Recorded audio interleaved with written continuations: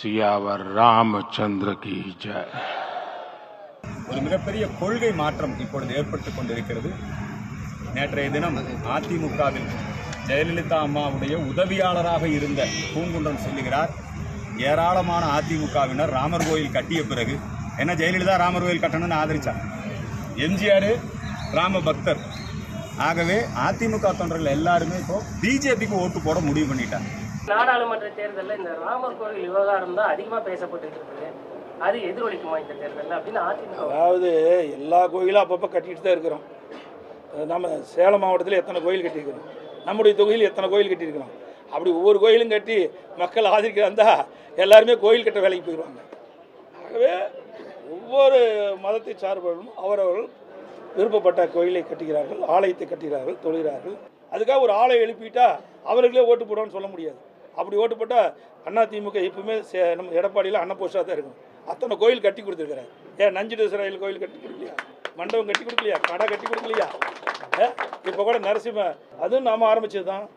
எத்தனை கோயில் அனைத்து இந்திய அண்ணா திராவிட முன்னேற்ற கழகத்தை பொறுத்த வரைக்கும் மதத்துக்கும் ஜாதிக்கும் அப்பாற்பட்ட கட்சி, எல்லா மதத்திற்கும் சமமாக கண்ணோட்டத்தோடு நாங்கள் செயல்பட்டோம்.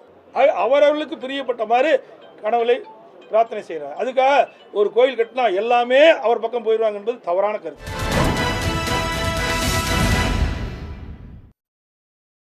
வணக்கம், இது கேள்விக்களம். ராமர் கோயில் விவகாரத்தை அடுத்து ஞானவாபி மசூதியின் கீழே சிவலிங்கம் இருந்ததா என்ற ஆராய்ச்சி வட இந்தியாவில் தொடங்கிவிட்டது.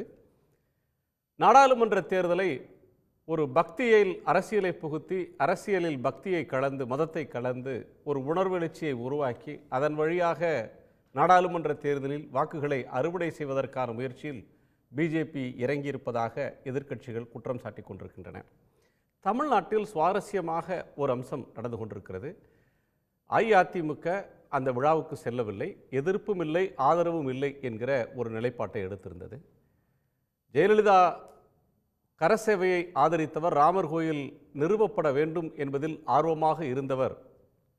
அவருடைய எண்ணம் ஈடேறியதால் அதிமுக தொண்டர்கள் பாஜக பக்கம் சாயத் தொடங்கியிருக்கிறார்கள் என்ற ஒரு கருத்தை சிலர் தூவ முற்படக்கூடிய நேரத்தில் அதற்கு அதிமுகவினுடைய பொதுச் செயலாளர் திரு எடப்பாடி பழனிசாமி அவர்கள் எதிர்வினையாற்றியிருக்கிறார். கோயிலுக்காக மக்கள் ஒரு கோயிலை கட்டிவிட்டால் மக்கள் எல்லாம் ஒரு பக்கம் சாய்ந்து விடுவார்கள் என்று சொல்ல முடியாது. எடப்பாடி தொகுதியிலே எண்ணற்ற கோயில்களை நான் கட்டியிருக்கிறேன். கோயில் கட்டியதற்காக வாக்களிக்க வேண்டுமானால் ஒருபோதும் அதிமுகவை தவிர வேறு எந்த கட்சியும் அங்கு போட்டியிட்டு வெற்றி பெற்றிருக்கவே முடியாது என்ற கருத்தை சொல்லியிருக்கிறார். தன் தொண்டர்களை தக்க வைப்பதற்கான முயற்சியா அல்லது பாஜக எதிர்ப்பில் உறுதியாக இருப்பதற்காக காண்பிக்கக்கூடிய ஒரு முயற்சியா என்கிற கோணம் இருக்கிறது. நாம் விவாதிக்கலாம். நம்மோடு மூத்த பத்திரிகையாளர் திரு என் ராம் அவர்கள் இணைந்திருக்கிறார்கள். மற்ற விருந்தினர்கள் இருக்கிறாங்க. நான் திரு ராம் அவர்களுடைய முதற் பார்வையை கேட்கணும். சார், இந்த ராமர் கோவில் விவகாரம் அப்படின்றது என்ன மாதிரியான ஒரு அரசியல் தாக்கத்தை நாடு முழுக்க ஏற்படுத்தியிருக்கு? இது ஒரு மேஜர் போல் பிளாங்கா, ஒரு தேர்தலுக்கான ஒரு முக்கியமான ஒரு கருவியாக இந்த ராமர் கோயில் விவகாரம் இந்தியா முழுக்க எதிரொலிக்க வாய்ப்பு இருக்கா? அதுதான் அவங்க எதிர்பார்க்குறாங்க. அதனால தான் அது செய்திருக்காங்க. இதை ஒரு போல் பிளாங்காக தான் எடுத்துப்பாங்கங்கிறதுல சந்தேகமே இல்லை. ஆனால் அது எந்த அளவுக்கு பிரதிபலிக்கும் ஓட்ஸில், எலெக்ஷனில், தேர்தலில் அப்படிங்கிறது கேள்விக்குறி தான். இதை மட்டும் ஆனால் முன்னாள் முதலமைச்சர் எடப்பாடி பழனிசாமி அவர்கள் சொன்னதை நான் இப்போ தான் கேட்டேன். அது கரெக்டான இது தான். அவர் கோயில் கட்டுறதுனால மட்டும் பெரிய மாற்றம் வராது. ஆனால் அவங்க அதை பயன்படுத்திப்பாங்க. அதில் ஒரு அளவுக்கு அதுக்கு ஒரு செல்வாக்கு இருந்தாலும் வேறு பிரச்சனைகள் இருக்கிறதுனால அதை அவங்க எதிர்பார்க்குற அளவுக்கு அதனுடைய முக்கியத்துவம் இருக்காதுன்னு தான் நான் நினைக்கிறேன். இல்லை, வட இந்தியாவில் இதற்கு ஒரு பெரிய தாக்கம் இருக்கும் அப்படின்னு சொல்லப்படுறதும், எதிர்க்கட்சிகள் இதை காங்கிரஸ் அவுட்ரைட்டாக பாய்காட் பண்ணிட்டாங்க. மிக முக்கியமான எதிர்க்கட்சிகள் யாருமே போகலை. இப்போ ஒரு இதுவரையிலும் ஒரு சாஃப்ட் ஹிந்துத்துவா அப்படின்னு இருந்த நிலையெல்லாம் கூட மாற்றி இதை நேரடியாக எதிர்கொள்கிற ஒரு இடத்துக்கு, இதை நேரடியாக விமர்சிக்கக்கூடிய இடத்துக்கு, ராமரை வைத்து அரசியல் செய்கிறாங்க அப்படின்னு விமர்சிக்கக்கூடிய இடத்துக்கு எதிர்க்கட்சிகள் போயிட்டாங்க. அப்படின்றது எதிர்க்கட்சிகள் ஒரு ஃபேர்ம் ஸ்டாண்டை எடுத்துட்டாங்க காங்கிரஸ் உள்ளிட்ட கட்சிகள்னு பார்க்கணுமா? இல்லை அவங்களுக்கு அப்படியான ஒரு நிர்பந்தம் வந்திருக்கு அல்ல தடுமாற்றம் இருக்குன்னு நினைக்கிறீங்களா? ரெண்டும் உண்மை. காங்கிரஸ் கட்சியை பொறுத்தவரையிலும் அதில் இருக்க சில பகுதிகள், சில சில தலைவர்கள், அவங்களுக்கு ஒரு ஊசலாட்டம் இருக்கும் எப்பவுமே. அதனால தானே இந்த அந்த பிரிக்ஸ் சிலன்யாசெல்லாம் செஞ்சது ராஜீவ் காந்தி இருக்கும்போது, பிரதமர் ராஜீவ் காந்தி காலத்துலேருந்து அது காங்கிரஸுக்கு அந்த ஊசலாட்டம் இருக்குது. ஆனால் இன்றைக்கி ஓரளவுக்கு தலைமை ஒரு உறுதியான செயலை எடுத்தது. முதல்ல அனௌன்ஸ் பண்ணுறது ரொம்ப லேட் ஆச்சு, ஞாபகம் இருக்கா அவங்களுக்கு? அதாவது கேரளாவில் இடதுசாரி கட்சிகள் அனௌன்ஸ் பண்ண உடனே ஒரு பெரிய வரவேற்பு இருந்தது, லெஃப்ட் அண்ட் டெமோக்ராட்டிக். காங்கிரஸ் வந்து அது சம் டேஸ் லேட்டர் அதே அவங்க நிலை எடுத்தாங்க. அதுக்கு ஒரு விளக்கம் கொடுக்கும்பொழுது, அதாவது அரசியல் கண்ணோட்டத்தோடு இது செய்கிறாங்க அப்படின்லாம் அவங்க சொன்னாங்க. அதனால் ஓரளவுக்கு உறுதியாக தான் இருந்திருக்கு. இருந்தாலும் ஊசலாட்டம் இல்லைன்னு சொல்ல முடியாது, ஏன்னா அவ்வளோ அந்த மாதிரி கட்சியில். இது இன்னொரு டெவலப்மெண்ட் என்னென்னா, சில முக்கியமான சங்கராச்சாரியர் அவர்களை வந்து அதை எதிர்த்துருக்காங்க பேச்சில். என்ன சொன்னாங்கன்னா, ஒரு முடிக்காத இந்த கோயிலுக்கு பண்ணுறது சரியில்லை, அது நம்ம தர்மத்துக்கு விரோதமாக இருக்குதுன்னு சொல்லியிருக்காங்க. ரெண்டாவது பச்சையாகவே சொல்லியிருக்காங்க, அரசியல் கண்ணோட்டத்தோடு தான் செய்திருக்காங்க, பொலிட்டிக்கல் இதனால தான் செய்திருக்காங்க. இன்னொரு இது வந்து, இவங்க தர்மாச்சாரியா செய்ய வேண்டிய விஷயத்தை இவர் பிரதமர் எடுத்து செய்துட்டார், அரசியல் நோக்கத்துடன், அரசியல் லாபத்துக்காக செஞ்சது. அதனால் எங்களுக்கு ஒன்றும் அங்கே வேலை இல்லை. அவங்க மேலே ப்ரெஷர் இருந்தாலும் ஓரளவுக்கு இந்த சங்கராச்சாரியார் அவங்க சொன்னது வந்து ரொம்ப ஒரு மதசார்பின்மை அந்த கொள்கைக்கு அதனால் சொன்னாங்கன்னு சொல்ல முடியாது. இது ஒரு இன்னும் இவங்களை விட ஒரு கன்சர்வேட்டிவ் பொசிஷன்லேருந்து கூட இருக்கலாம். அதில் இருந்தாலும் அவங்க அந்த எதிர்ப்பை தெரிவித்திருக்காங்க. அது ஒரு முக்கியமான நிகழ்ச்சி, ஒரு டெவலப்மெண்ட்டுன்னு நினைக்கிறேன். காங்கிரஸும் ஓரளவுக்கு அதை தான் சொல்லியிருக்காங்க. அதனால் இதில் ஒரு முழுமையான ஒரு ஒற்றுமையோ ஒரு உற்சாகமோ இருந்ததாக தெரியல. ஆனால் போனவங்களுக்கு அந்த உற்சாகம் இருந்திருக்கு. அந்த உணர்ச்சியோட, பக்தி உணர்ச்சியோட போனவங்களுக்கு அந்த உற்சாகம் இருந்திருக்கலாம். அதற்கு காங்கிரஸில் வந்து சில ஊசலாட்டம் இருந்தாலும் கூட ஒரு உறுதியான நிலைப்பாட்டை எடுக்கிற இடத்துக்கு வந்திருக்காங்கன்னு சொல்கிறீங்க. சமகாலத்தில் நேற்று முந்தானாலாம் பார்த்தீங்கன்னா கேரளாவில் பல்வேறு பிரபலங்கள் இந்திய அரசியல் சட்டத்தினுடைய முகப்புரையை தங்களுடைய இதில் பதிவிட்டு இந்தியா ஒரு மதச்சார்பற்ற நாடு அப்படின்னு சொல்லி ஒரு குறியீடாக போட்டிருந்தாங்க. அது வந்து ஒரு ஹிந்து ராஷ்டிரம் அப்படின்னு முன்வைக்கிற, இந்தியாவினுடைய மதமே ஹிந்து மதம்தான், அரசாங்கத்தோட மதமே அதுதான் அப்படின்றது மாதிரி எடுக்கக்கூடிய முன்னெடுப்புக்கான எதிர்வினை அப்படின்னு புரிஞ்சுக்கணும். ஆமாம், அவங்க வந்து ஹிந்து ராஷ்டிரம் தான் அவங்களுடைய கோல். அந்த இதில் அதுக்கு அரசியல் அமைப்பு சட்டம் இருக்கும்போது அது செய்ய முடியாது. ஏன்னா மதசார்பின்மை அது ஒரு முக்கியமான பேசிக் ஸ்ட்ரக்சர் என்று உச்சநீதிமன்றமே சொல்லியிருக்கு. அதே மாதிரி ஃபெடரலிசம் எது சொல்லியிருக்கு, பேசிக் ஸ்ட்ரக்சர். அதனால் எல்லா முழுமையாக மாற்ற முடியாது. இருந்தாலும் அதான் அவங்களுடைய லாங் டேர்ம் கோல் என்று சொல்லலாம். ஒவ்வொன்றா செய்திருக்காங்க. காஷ்மீர் இது பண்ணி ஒரு மாநிலத்திலிருந்து ஒரு யூனியன் டெரிட்டரியாக மாற்றிட்டாங்க. 370 எடுத்துட்டாங்க. சிட்டிசன்ஷிப் அமெண்ட்மெண்ட் ஆக்டுங்கிறது அதில் வந்து முஸ்லீம் மக்களுக்கு எதிராக ஒரு சட்டத்தை கொண்டு வந்திருக்காங்க. 2019 சிட்டிசன்ஷிப் அமெண்ட்மெண்ட் ஆக்ட்ன்ற இதில் இந்த கோயில் வந்து பாபரி மஸ்ஜிதுங்கிறது அதோடைய கிரேவ் மேலே கட்டக்கூடிய ஒரு கோயில் தான் இது. இன்றைக்கி அந்த விவாதத்துக்கு நம்ம போக தேவையில்லை, நடந்து விட்டது. இருந்தாலும் அதை வந்து முஸ்லிம்களுக்கு எதிராக ஒரு கம்யூனலாக தான் இதை பார்க்குறாங்க. ஏன்னா எல்லா இந்திய மக்களுக்கு இதுதான் முக்கியமான ஒரு மையமான ஒரு சிம்பல் அப்படின்னு சொல்கிறத ஏற்றுக்கொள்ள முடியாது. ஏன்னா அது மதசார்பின்மைக்கு எதிரான ஒரு போக்கு, ஒரு கொள்கை. ஆனால் அவங்களோட கொள்கை வந்து அவங்க ஒன்றும் மறைக்கலை. இதுதான் ஓப்பனாக ரொம்ப நாளாக சொல்லிகிட்டு இருக்காங்க. ஆர்எஸ்எஸ்லேருந்து எங்களுக்கு ஹிந்துத்துவா தான் எங்களுடைய ஐடியாலஜி, எங்களுடைய கொள்கை, ஹிந்து ராஷ்டிரா தான் எங்களுடைய எண்டு இது அப்படின்னு சொல்லி அதை சொல்கிறதில் அவங்க ஒன்றும் அதை மறைக்கவே இல்லை. ஆனால் அது முக்கியமான விஷயம் என்னென்றால் அரசியல் அமைப்பு சட்டத்துக்கு நேர் எதிரான ஒரு கொள்கை, ஒரு போக்கு, சில செயல்கள், வார்த்தைகள் எல்லாமே அதுதான் அந்த பிரதமர் நரேந்திர மோடி அவர்களுடைய அந்த இன்ஸ்ட்ருமெண்ட். அதை பற்றி பல வெளிநாடுகளில் இருக்கிற பத்திரிகைகளில் எழுதியிருக்காங்க, விமர்சன ரீதியாக தான் எழுதியிருக்காங்க.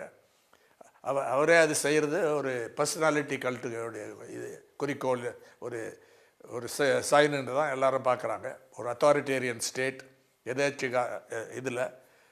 அதனால் இதில் பல விஷயங்கள் அடங்கியிருக்கு. இதில் ஓரளவுக்கு அவங்களுக்கு இதில் லாபம் கிடைக்கலாம் என்ற பாசிபிலிட்டி இருந்தாலும், இதை வச்சு இபிஎஸ் சொல்கிற மாதிரி கோயில் கட்டுறதுனால மட்டும் மக்கள் வந்து ஓட் போட மாட்டாங்கங்கிறது உண்மை.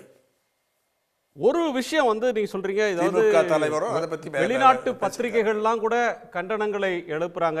அவங்க சொல்றது ரெண்டு விஷயம். ஒன்று வந்து ஒரு மசூதியை இடித்த இடத்தில் மசூதியை இடித்து விட்டு அந்த இடத்துல கோயிலை கட்டியிருக்கிறாங்க அப்படின்றத ரொம்ப அழுத்த திருத்தமாக அவங்க சொல்றதும், ஒரு ஆளுமையை முன்னிறுத்தி நடக்கக்கூடிய ஒரு பர்சனாலிட்டி கல்ட் அப்படின்றத விமர்சிக்கிற ஒன்று இருக்குது. நீங்கள் வந்து பாபர் மசூதியினுடைய கல்லறையின் மீது இந்த கோயில் கட்டப்பட்டிருக்கு, இந்த விமர்சனம் ஒரு பக்கம் இருக்குது. அதெல்லாம் கடந்து நம்ம தேர்தலில் பார்க்க வேண்டிய சூழல் இருக்குது அப்படின்றீங்க. தமிழ்நாட்டில், தென்னிந்தியாவில் இதனுடைய தாக்கம் கேரளாலேயோ தமிழ்நாட்டிலேயோ ஆந்திராவில் கர்நாடகா தெலுங்கானா இந்த பகுதிகளில் பெரிய அளவில் இது இல்லை அப்படின்ற ஒரு கருத்து இருக்குது. ராமர் கோயில்ன்றது இந்த பகுதியில் எடுபடாது தேர்தலுக்கு அப்படின்ற ஒரு சூழல் இருக்கும்போது, எடப்பாடி பழனிசாமி அவர்கள் இந்த மாதிரி ஒரு ஸ்டாண்டை ஸ்ட்ராங்காக எடுக்கிறதுக்கான காரணம் என்னன்னு நினைக்கிறீங்க சார்? அதாவது இனிமே பிஜேபியோட சேர்றது அவங்களுக்கு கஷ்டம்தான். முதல்ல நினச்சோம். ஒரு கேள்வி என்ன வந்ததுன்னா, இது ஒரு பார்கெனிங், பேரம் பேசுறதுக்கு, சீட்டுக்கு பேரம் பேசுறக்கூடிய ஒரு ஸ்டாண்ட் எடுத்தாரா, இல்லை உண்மையிலே அவங்களோட பிரேக் பண்ணிட்டாராங்கிறதுக்கு இந்த லேட்டஸ்ட்டு அவர் சொன்னதை வச்சா ஓரளவுக்கு எலெக்ஷனில் அவங்க தனியாக தான் போவாங்க அப்படிங்கிறது தான் தெரியுது. பாராளுமன்ற எலெக்ஷன், லோக்சபா எலெக்ஷனில் தேர்தல் வரும்பொழுது இனிமேல் சேர்றது ரொம்ப கஷ்டம். ஏன்னா இந்த மாதிரி இது அவர் ரெக்கார்டில் போயிட்டார். பிஜேபிக்கும் இது இருக்கக்கூடிய நேர்மாறாக சொல்லிவிட்டார். ஒரு அந்த கான்ட்ரடிக்ஷன் இருக்குது. அதனால் ஒரு அளவுக்கு இனிமேல் தனியாக தான் போவாங்கிறது தான் இதோடைய உள்ள அர்த்தம்.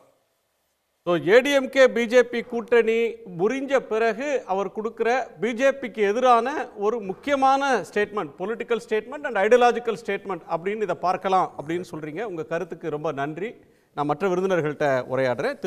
நம்மோட அதிமுகவினுடைய சொற்பொழிவாளர் திரு புதுக்கோட்டை சீனிவாசன் இணைகிறார், பத்திரிகையாளர் திரு குபேந்திரன், திரு இந்திரகுமார், விமர்சகர் திரு குமார், திரு வாசுதேவன். குபி, உங்கள் பார்வை இதில் என்ன? எடப்பாடி பழனிசாமி அவர்களை வந்து எல்லோரும் ஒரு மாதிரியான விமர்சனம் வைத்து கொண்டே இருப்பார்கள். குறிப்பாக திமுக ஐடி விங் வந்து அவர் ஏதோ வந்து அடிமை என்ற ஒரு பட்டப்பெயரை வைத்துக்கொண்டு அழைத்து கொண்டிருந்தார்கள். என் திமுக தலைவர் முதலமைச்சர் ஸ்டாலின் கூட பாதம் தாங்கிய நபர்கள் அப்படின்லாம் கூட விமர்சித்தார்கள். பாஜகவின் பாதம் தாங்கிகள். ஆமாம், பாதம் தாங்கிய நபர் அப்படின்னு. ஆனால் ஒவ்வொரு கட்டத்திலும் எடப்பாடி தன்னுடைய அரசியலை நிலைநிறுத்தி கொண்டே வந்திருக்கிறார். அதை நான் பார்க்குறேன். அதாவது முதல்ல வந்து டிடிவி தினகரன் அவர்களை சிறையில் போட்டார்கள், அவரை தூக்கி எறிந்தார். சசிகலாவை தூக்கி எறிந்தார், ஓபிஎஸ்ஐ தூக்கி எறிந்தார். இப்போ கடைசியாக அண்ணாமலை தூக்கி எறிகிற பட்சத்தில் பாஜகவை தூக்கி எறிகிறார். ஸோ நீங்கள் பார்த்தீங்கன்னா தன்னுடைய படிப்படியாக தன்னுடைய அரசியல், அண்ணாமலை ஏடிஎம்கே தூக்கி எறிஞ்சாரா, எடப்பாடி அதிமுக பிஜேபியை தூக்கி எறிஞ்சாரா, அண்ணாமலை தூக்கி எறிஞ்சாரா? இல்லை, திமுக ஃபைல்ஸ் ஒவ்வொன்றா விட போகிறேன்னு சொல்லி அண்ணாமலை கிளம்பும் போது பத்திரிகையாளர் கேட்கிற கேள்விக்கு நீங்கள் திமுக ஃபைல்ஸ் மட்டும் தான் விடுவீங்களா, ஏடிஎம்கே ஃபைல்ஸ் விட மாட்டீங்களான்னு கேட்கும்போது அதிமுக ஃபைல்ஸ் நிச்சயம் நான் விடுவேன் அப்படின்னு சொன்னது மட்டுமல்லாமல் ஜெயலலிதாவே ஒரு ஊழல் குற்றவாளி, சிறைக்கு சென்றவரெல்லாம் பேட்டி கொடுத்தார். அதனோட வெளிப்பாடு கடைசி கட்டத்தில் எடப்பாடி சுதாரிக்கிறார். இதுக்கு மேலே வந்து தாங்க முடியாது, அண்ணாவை கேலி செய்கிறார், ஜெயலலிதாவை கேலி செய்கிறார். ஒரு வழியாக பாஜகவோடு வந்து பிரிந்து செல்வதற்கு மிகப்பெரிய ஒரு கருவி தேவைப்பட்டது, அது அண்ணாமலை என்ற கருவி. அதனால தான் சொல்கிறேன், எந்த லெவல்லையும் தன்னை வந்து நிலைநிறுத்திக் கொள்வதற்கு அவர் எதையும் செய்ய தயாராக இருக்கிறார் எடப்பாடி. ஒன்று. இரண்டாவது, நீங்கள் படத்தில் வந்து கதாநாயகனை வில்லன் வந்து கட்டி வச்சு அடிப்பார், சாட்டையில் அடிப்பார். அப்போ வந்து கதாநாயகன் வந்து கவுண்ட் கொடுப்பார், 1 2 3 அப்படின்னு.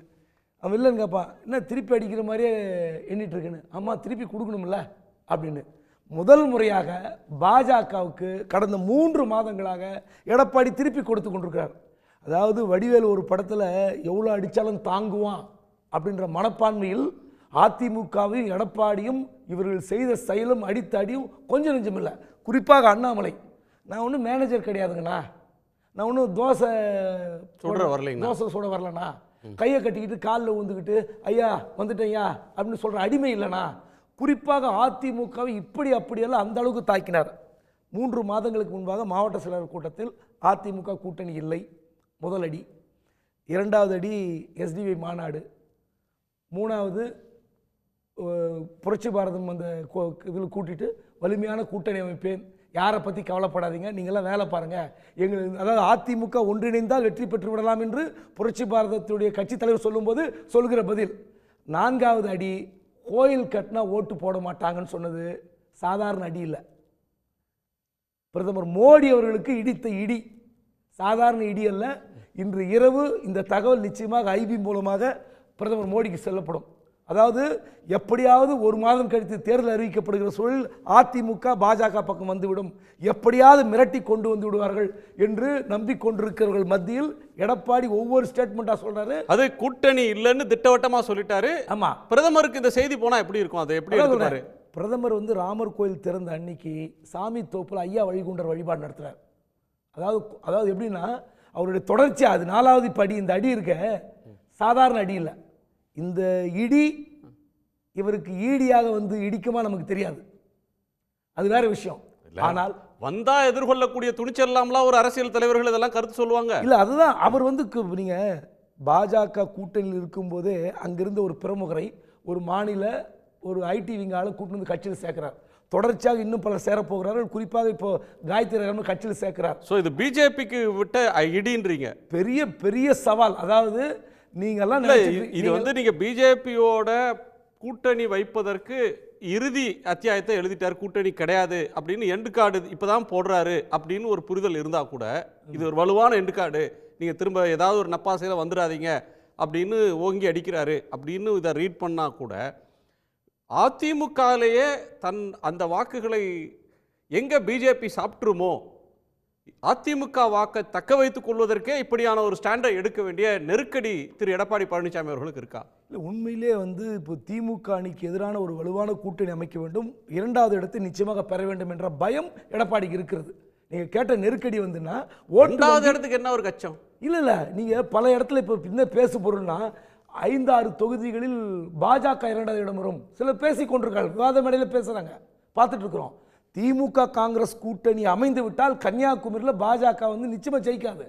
ஜெயிக்காத இடத்துல கூட நீங்கள் திரும்ப அங்கே ஜெயிக்க முடியும்னு பேசுவதும், பல தொகுதிகளில் பாஜக 2வது இடத்தில் வந்து விடுவார்கள் என்று சொல்வது என்ன அர்த்தம்? அவர் என்ன சொல்றாருன்னா, எஸ்டிபி மாநாட்டில் ஒரு வார்த்தை சொன்னார்.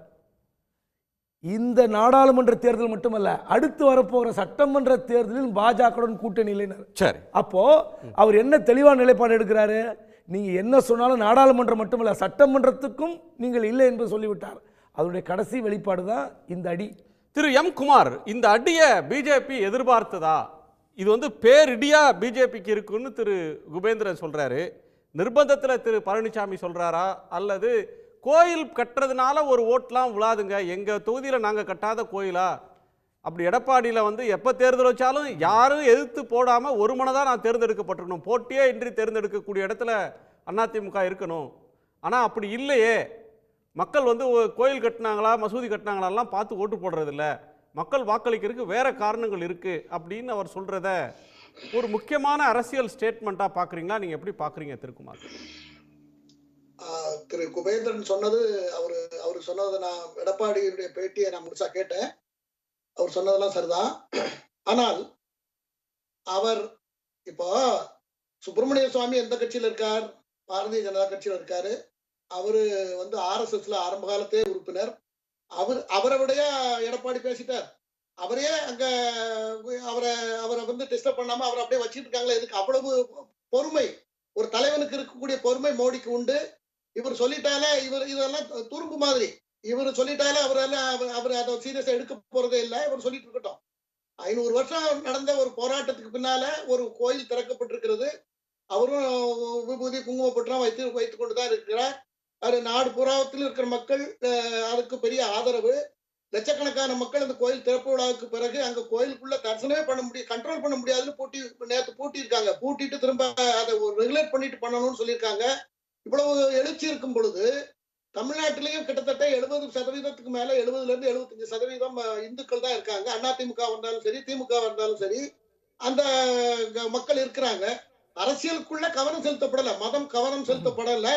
ஆனாலும் ரொம்ப நாளா டிஸ்பியூட்ல இருந்த ஒரு கோயில் நீதிமன்றத்துடைய தீர்ப்பின் வழியாக அது நல்லபடியாக கட்டி முடிக்கப்பட்டு அந்த மக்களுடைய மக்களிடம் இருந்த பிரித்த டொனேஷனை வைத்து அந்த கோயிலை கட்டி இருக்கிறார்கள். அரசு பணம் கூட ஒரு பைசா அதில் செலவிடப்படவில்லை, கட்டி முடித்திருக்கிறார்கள். அதை ரொம்ப சாதாரணமா சேலத்திலையும் அங்க கிராம கோயிலை கட்டினதையும் அதையும் கம்பேர் பண்ணி அவர் பேசுறாரு என்று சொன்னால் அது அவருக்கு அதுல அவரு அப்படித்தான் பேசி ஆகணும். சூழ்நிலை அடித்தளமும் அவருக்கு இல்ல, மேல ரூப்பும் கிடையாது.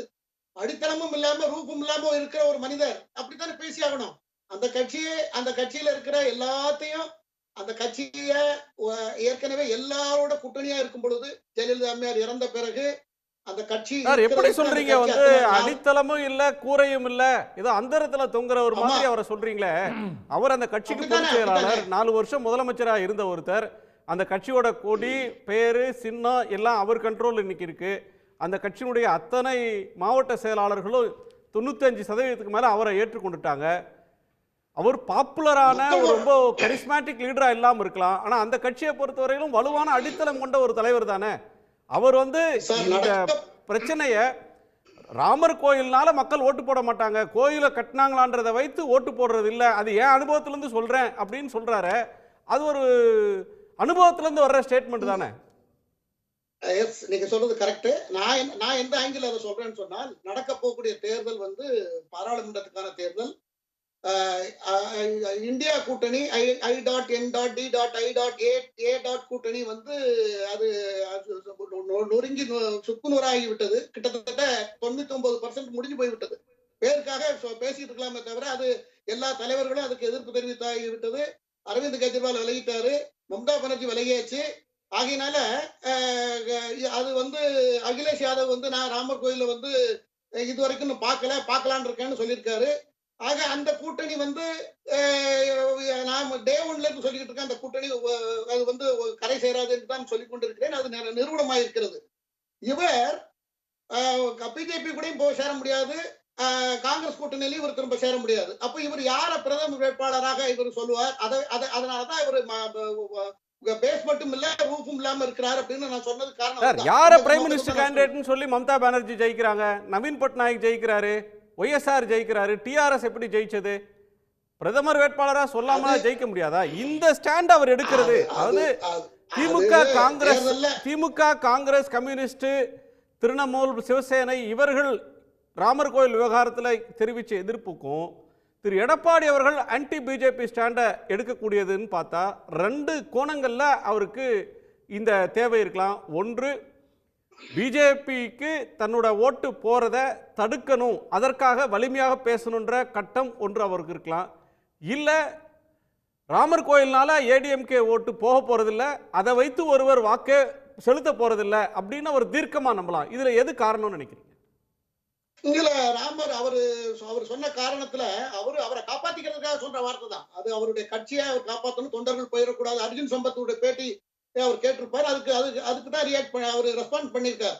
அர்ஜுன் சம்பத் சொன்னார், அதிமுகவில் இருந்து நிறைய பேர் பாரதிய ஜனதா கட்சியில் சேர்ந்து கொண்டிருக்கிறார்கள் என்று சொன்னார். அந்த ஸ்டேட்மெண்ட்டை அதுக்கு கவுண்டராக தான் இதை சொல்லியிருக்கிறார். அவரு தன்னை காப்பாற்றிக் கொள்வதற்காக அவர் சொல்லுவார். அவரு தனியா ஒரு ஸ்டாண்ட் எடுத்ததுக்கு பிறகு அவர் அதை பேசித்தான் ஆகணும், அதனால பேசியிருக்கிறார். அவர் நினைத்தபடி நடக்குமாங்கிறது அது ஒரு மாயை தான். அது அவர் பிஜேபி நினைக்கிறபடி நடக்காதுன்றார். அவர் நினைக்கிறபடி நடக்குமான்றது மாயை இல்ல. ராமர் கோயில் கட்டிட்டா எல்லாரும் ஓட்டு போட்டுருவாங்க, பிஜேபி நினைப்பது மாயைன்னு அவர் சொல்றார். அவருடைய நிலைப்பாடு அவர் தனியா பிஜேபியோட ஆதரவா இருக்கும் போது என்னெல்லாம் பேசி இருக்கிறார் என்று நம்ம பார்த்தோம் என்றால் நீங்கள் வேணா போட்டு காமிங்க. கடந்த காலத்துக்குள்ள என்னெல்லாம் பேசியிருக்கார், பிஜேபிக்கு ஆதரவா என்னெல்லாம் பேசியிருக்காருன்னு நமக்கு எல்லாத்துக்கும் தெரியும். இப்போ அவர் காப்பாத்தி ஆகணும், அதுக்காக அவர் பேசியிருக்கார். தொண்டர்கள் போய் பாஜகவில் சேர்ந்துடக்கூடாதுன்னு பயத்துல பேசியிருக்கிறார். மற்றபடி இவருடைய கருத்தை வைத்துக் கொண்டு இதெல்லாம் தூசி மாதிரி தட்டி, மோடியை பொறுத்தவரையில இவருடைய கருத்து தூசிக்கு சமம். இவருடைய கருத்தெல்லாம் அவர் சீரியஸா எடுக்க வேண்டிய அவசியமே இல்லை. அந்த 400 சீட் வரும்னு எதிர்பார்க்காங்க சார். ஆல் இந்தியா லெவல்ல பாரதிய ஜனதா கட்சி 400 சீட்ல வெற்றி பெறும் என்பதுதான் கருத்து கணிப்பும் சொல்லுகிறது. 375 இருந்து 400 சீட்டு உறுதியா வரும் என்று கணக்கு போடப்படுகிறது. தமிழகத்தில் கூட 5 முதல் 10 சீட் பாஜக ஜெயிக்கும் என்று நம்பப்படுகிறது. இதுதான் ஸ்டேட்மெண்ட். எதிர்காலத்தில் தமிழ்நாட்டுல 5 முதல் 10 சீட்டு அதிமுக கூட்டணி இல்லாம பிஜேபி ஜெயிச்சிரும்னு நம்பப்படுது. ஜெயிக்கும் சார், பாஜக ஜெயிக்கும், பாஜக கூட்டணி ஜெயிக்கும். 5 முதல் 10 சீட் ஜெயிக்கும். மற்ற இடங்கள்ல எல்லாம் ஏகப்பட்ட ஓட்டு. பாஜக கூட்டணியே யார் இருக்காங்கன்னு இல்லையே சார். இதுவரையிலும் ஏசி சண்முகத்தை தவிர அந்த கட்சி கூட்டணிக்கு வேற ஆள் இல்லையே. அது வரும் பாருங்க. எல்லாம் சைலண்டா இருக்கு, எல்லாம் வரும். எல்லாம் இனிமேதான் இந்த ஜனவரி 26 முடிந்ததுக்கு அப்புறம் எல்லா வேலைகளும் நடக்கும். நன்றி சார். நம்மளே அதை பத்தி விவாதிப்பேன், நீங்க கூப்பிடுங்க. இல்ல அதாவது அதனால அவரை காப்பாத்திக்கிறதுக்காக அவர் சொன்ன வார்த்தையை தவிர மற்றபடி அதனால இவருடைய ஸ்டேட்மெண்ட்டுக்கும் பாரதிய ஜனதாவுக்கு எந்த கௌரவ குறைச்சலோ மோடி ஒரு இஷ்யூவா எடுக்க போறதா நிச்சயமா கிடையாது. 1000 பேர் பேசிக்கிட்டு தான் இருக்காங்க, தினம் 1000 பேர் பேசிக்கிட்டு இருக்காங்க. அதெல்லாம் அவர் சீரியஸ் எடுக்கிறதே இல்லை. அவர் வேலையை அவர் செய்து கொண்டிருக்கிறார். இந்த நாட்டுக்கு செய்ய வேண்டிய கடமையை செய்தாகி விட்டது. சரி சார், பேசலாம் சார். மிகப்பெரிய கனவு. அதாவது நண்பர் குமார் அவர்கள் என்ன சொல்றாருன்னா, பாஜக மீண்டும் ஆட்சிக்கு வரும், இந்திய கூட்டணி உடைந்து விட்டதெல்லாம் உண்மை இல்லைன்னு சொல்ல, நடக்கிற காட்சிகள் சொல்றாரு. 400 இடங்களை பெறலாம் அவருடைய ஆசை. இன்றைய விவாதம் எடப்பாடி பேசிய பேச்சு, கோயில் கட்டினால் உங்களுக்கு ஓட்டு விழாதுன்னு வெளிப்படையாக சொல்லியிருக்காரு. இன்னும் ஒரு படி மேலே எப்படின்னா, ஒரு அரசியல்வாதியாக இருக்கிற எடப்பாடி, ஒரு இந்துத்துவா சாஃப்ட் இந்துத்துவா கொள்கையை பின்பற்றுகிற ஒரு அதிமுக கட்சி இந்த ராமர் கோயிலை எப்படி எதிர்கொள்கிறது தான் பேச்சு. எப்படின்னா, ஒரு உலகக்கோப்பை கால்பந்து போட்டி இல்லை உலகக்கோப்பை கிரிக்கெட் போட்டி நடந்தால் அந்த நாளில் ஒரு பெரிய விழா கோலம் இருக்கும், உலகம் முழுவதும் கொண்டாடப்படுவார்கள், அதன் ரசிகர்கள் ஆர்ப்பரிப்பார்கள். அப்படி இந்த ராமர் கோயிலை எதிர்பார்த்து கிடந்த எப்போ 70 வயசு 60 வயசுக்கு மேலே இருப்பவர்கள் தான் இந்த 92க்கு பிறகு பிறந்தவர்களுக்கு இந்த ராமர் கோயில் வரலாறும் தெரியாது. 500 வருடங்கள் கழித்து கட்டப்பட்ட இந்த வரலாறுலாம் நீங்கள் போய் மக்கள்கிட்ட சொன்னாலும் எடுபடாதுன்றதுக்கு ஒரே வார்த்தை தான் எடப்பாடி. நீங்கள் கோயில் கட்டினால் மட்டும் உங்களுக்கு ஓட்டு விழாது என்று ஆணித்தரமாக ஒரு தமிழ்நாட்டுடைய மிகப்பெரிய கட்சி, ஆகப்பெரிய கட்சி அதிமுக சொல்றாருன்னா, அது பாஜக எப்படி எடுத்துக்கொள்ள வேண்டுமோ அப்படி எடுத்துக்கொள்ள வேண்டும். நீங்கள் ஜெயிக்கிறத பற்றிலாம் இல்லை. நீங்க தமிழ்நாட்டில் பேசாதீங்கன்றீங்க. தமிழ்நாட்டில் கோயில் கட்டிவிட்டு ஓட்டு கேட்டால் ஓட்டு விழாது, இதுதான் பொருள். திரு புதுக்கோட்டை சீனிவாசன் பயத்துல பேசுறாரு, தன்னை காப்பாத்திக்கிறதுக்கு பேசுறாரு. அவர் கருத்து நரேந்திர மோடியை பொறுத்தவரையிலும் தூசிக்கு சமம், அவருக்கு கீழேயும் ஒன்றும் இல்லை கூரையும் இல்லை. இந்த விமர்சனம் எங்கே இருந்து வருது? பிஜேபி தனியாகவே 5 முதல் 10 இடங்களை பிடிச்சிரும், நாடு முழுக்க ஆகா ஓஹோன்னு வெற்றி பெறும் அப்படின்னு சொல்றத நீங்க எப்படி மதிப்பிடுறீங்க? சன் நியூஸ் நிர்வாக ஆசிரியர் மற்றும் சக விருந்தினர்களுக்கு பணிவான வணக்கம். வீடு நல்லா இருக்கணும் அப்படின்னா பரிகாரம் செய்கிறதுக்கு கோயிலுக்கு போவாங்க தமிழ்நாட்டை பொறுத்தவரையும். நாடு நல்லா இருக்கணும் அப்படின்னா அரசியல் பரிகாரத்துக்கு அதிமுக தான் ஒரு சிறந்த அரசியல் கட்சி அப்படின்றத தமிழ்நாட்டு மக்களுடைய கணக்கு. பாஜகவுடைய நண்பர் பேசினார் குமார், எதுவுமே கௌரவ குறைச்சலாக பாஜகவுக்கு நினைக்க மாட்டாங்க, உண்மைதான் அது. சமூக ஊடகங்களில் எவ்வளவு கழுவி ஊற்றினாலும் எவ்வளவு மோசமாக பேசினாலும் பாஜகவை பொறுத்தவரை கௌரவ குறைச்சல்ன்றது கிடையவே கிடையாதுங்கிறத நானும் ஒத்துக்கிறேன். அதாவது அனைத்து இந்திய அண்ணா திராவிட முன்னேற்றக் கழகம் ஒரு வளர்ந்த ஒரு மிகப்பெரிய ஒரு ஆலமரம். இந்த இயக்கத்தை வைத்து சட்டமன்ற உறுப்பினர்கள் நீங்கள் வாங்கினீங்களே, அப்போ எங்கே போச்சு உங்களுடைய இதெல்லாம்? பாஜக என்பது ஒரு செல்லா காசு, ஒரு காளி பெருங்காய டப்பா. தமிழ்நாட்டை பொறுத்த வரையில் அதிமுகவோடு சேர்ந்த பொழுது அதற்கு அடையாளம் கிடைத்தது. இப்போ தனியாக நிற்கிறாங்க. நில்லுங்க, உங்களுடைய வாக்கு சதவீதம் என்னங்கிறத நீங்கள் ப்ரூவ் பண்ணுங்க. அதிமுகவை சீண்டி அதிமுகவை நீங்கள் குறைச்சி மதிப்பிட்டீங்கன்னா அதனுடைய பலனை நீங்கள் அனுபவிப்பீங்க. கோயில் கட்டிட்டா ஓட்டு விழுகுன்னு யார் சொன்னது? அனைத்து இந்திய அண்ணா திராவிட முன்னேற்ற கழகம் பேரறிஞர் அண்ணாவினுடைய வழியில் ஒன்றைய குலம் ஒருவனே தேவன் என்ற இயக்கம். திரு புதுக்கோட்டை சீனிவாசன், எடப்பாடி பழனிசாமி கோயில்னு சொல்றது அவர் செஞ்சிட்டதா சொல்ற, கட்டி நிர்மாணிச்சதா சொல்ற கோயில்லாம் கிராம கோயில்கள், ரொம்ப சாதாரண கோயில்கள். அதெல்லாம் நீங்க அயோத்தி ராமர் கோயிலோட ஒப்பிடக்கூடாது, அந்த நினைப்புல இதை பார்க்கக்கூடாதுன்னு நண்பர் சொல்றாரு. இல்லை, பரிகாரம் பண்ணுறதுக்கு இமயமலைக்கு கூட போவாங்க. தமிழ்நாட்டிலேருந்து நிறைய பேர் போகிறாங்க, அது உங்களுக்கு தெரியும். பரிகாரம்னா அது எங்கே வேணாலும் போவாங்க. ஆனால் அரசியலுடைய அங்கீகாரம் நாட்டு மக்களுடைய வளர்ச்சிங்கிறப்ப தமிழ்நாட்டுடைய அரசியல் வேறு, இது ஆன்மீக மண் தான், அதில் மறுப்பு இல்லை. ஆனால் அதே நேரத்தில் அரசியலை பொறுத்தவரையும் நாட்டுடைய வளர்ச்சியை பொறுத்தவரையும் எந்த இயக்கம் அனைத்து இந்திய அண்ணா திராவிட முன்னேற்ற கழகம் தான் மக்களுடைய ஒரு முடிவு. எங்களுடைய கழக பொதுச் செயலாளர் எடப்பாடியார் எல்லா வகைகளையும் உறுதியாக இருக்கிறார். பாஜகவை வேண்டாம், உறவு வேண்டான்னு நாங்கள் அத்து விட்டுட்டோம், அவ்வளோதான். இனி பாஜகவோட எங்களுக்கு எந்த ஒட்டும் இல்லை உறவும் இல்லைன்னு நாங்கள் தைரியமாக தெம்பாக சொல்லிட்டோம். அதற்கு பிறகு பாஜக அதிமுகவோட முட்டி மோதினால் அவங்க மட்டும்தான் உடையும். அதிமுக வந்து பிஜேபியோட உறவு இல்லை அப்படின்னு சொல்றது ஒரு கோணம் சார். இன்னொன்னு, அதிமுக தொண்டர்கள்ட்ட ஒரு ஊசலாட்டம் இருக்கு. ஒரு ப்ரோ ஹிந்துத்துவா, சாஃப்ட் ஹிந்துத்துவா மனநிலை கொண்டவர்கள் ராமர் கோயில் கட்டினதுனால பிஜேபி பண்ற இந்த பிரம்மாண்டமான விளம்பரங்களை பார்த்து அதிமுக தொண்டர்கள் மயங்கிடுவாங்களோ அப்படின்னு திரு எடப்பாடிக்கு ஒரு கிளேசமா ஒரு சஞ்சலம் இருக்கா அப்படின்றது ஒரு கேள்வி இதில் இருக்கு. இன்னொன்று, அதிமுக தொண்டர்களே இந்த கருத்தை பிஜேபியோட இல்லை அப்படின்னு சொல்றத எந்த அளவுக்கு ஏற்றுக்கொள்வாங்க? இந்த பிரச்சனையில கோயிலுக்கு ஓட்டு இல்லை அப்படின்றத அதிமுக தொண்டர்கள் எந்த அளவுக்கு ஏற்றுக்கொள்வாங்க?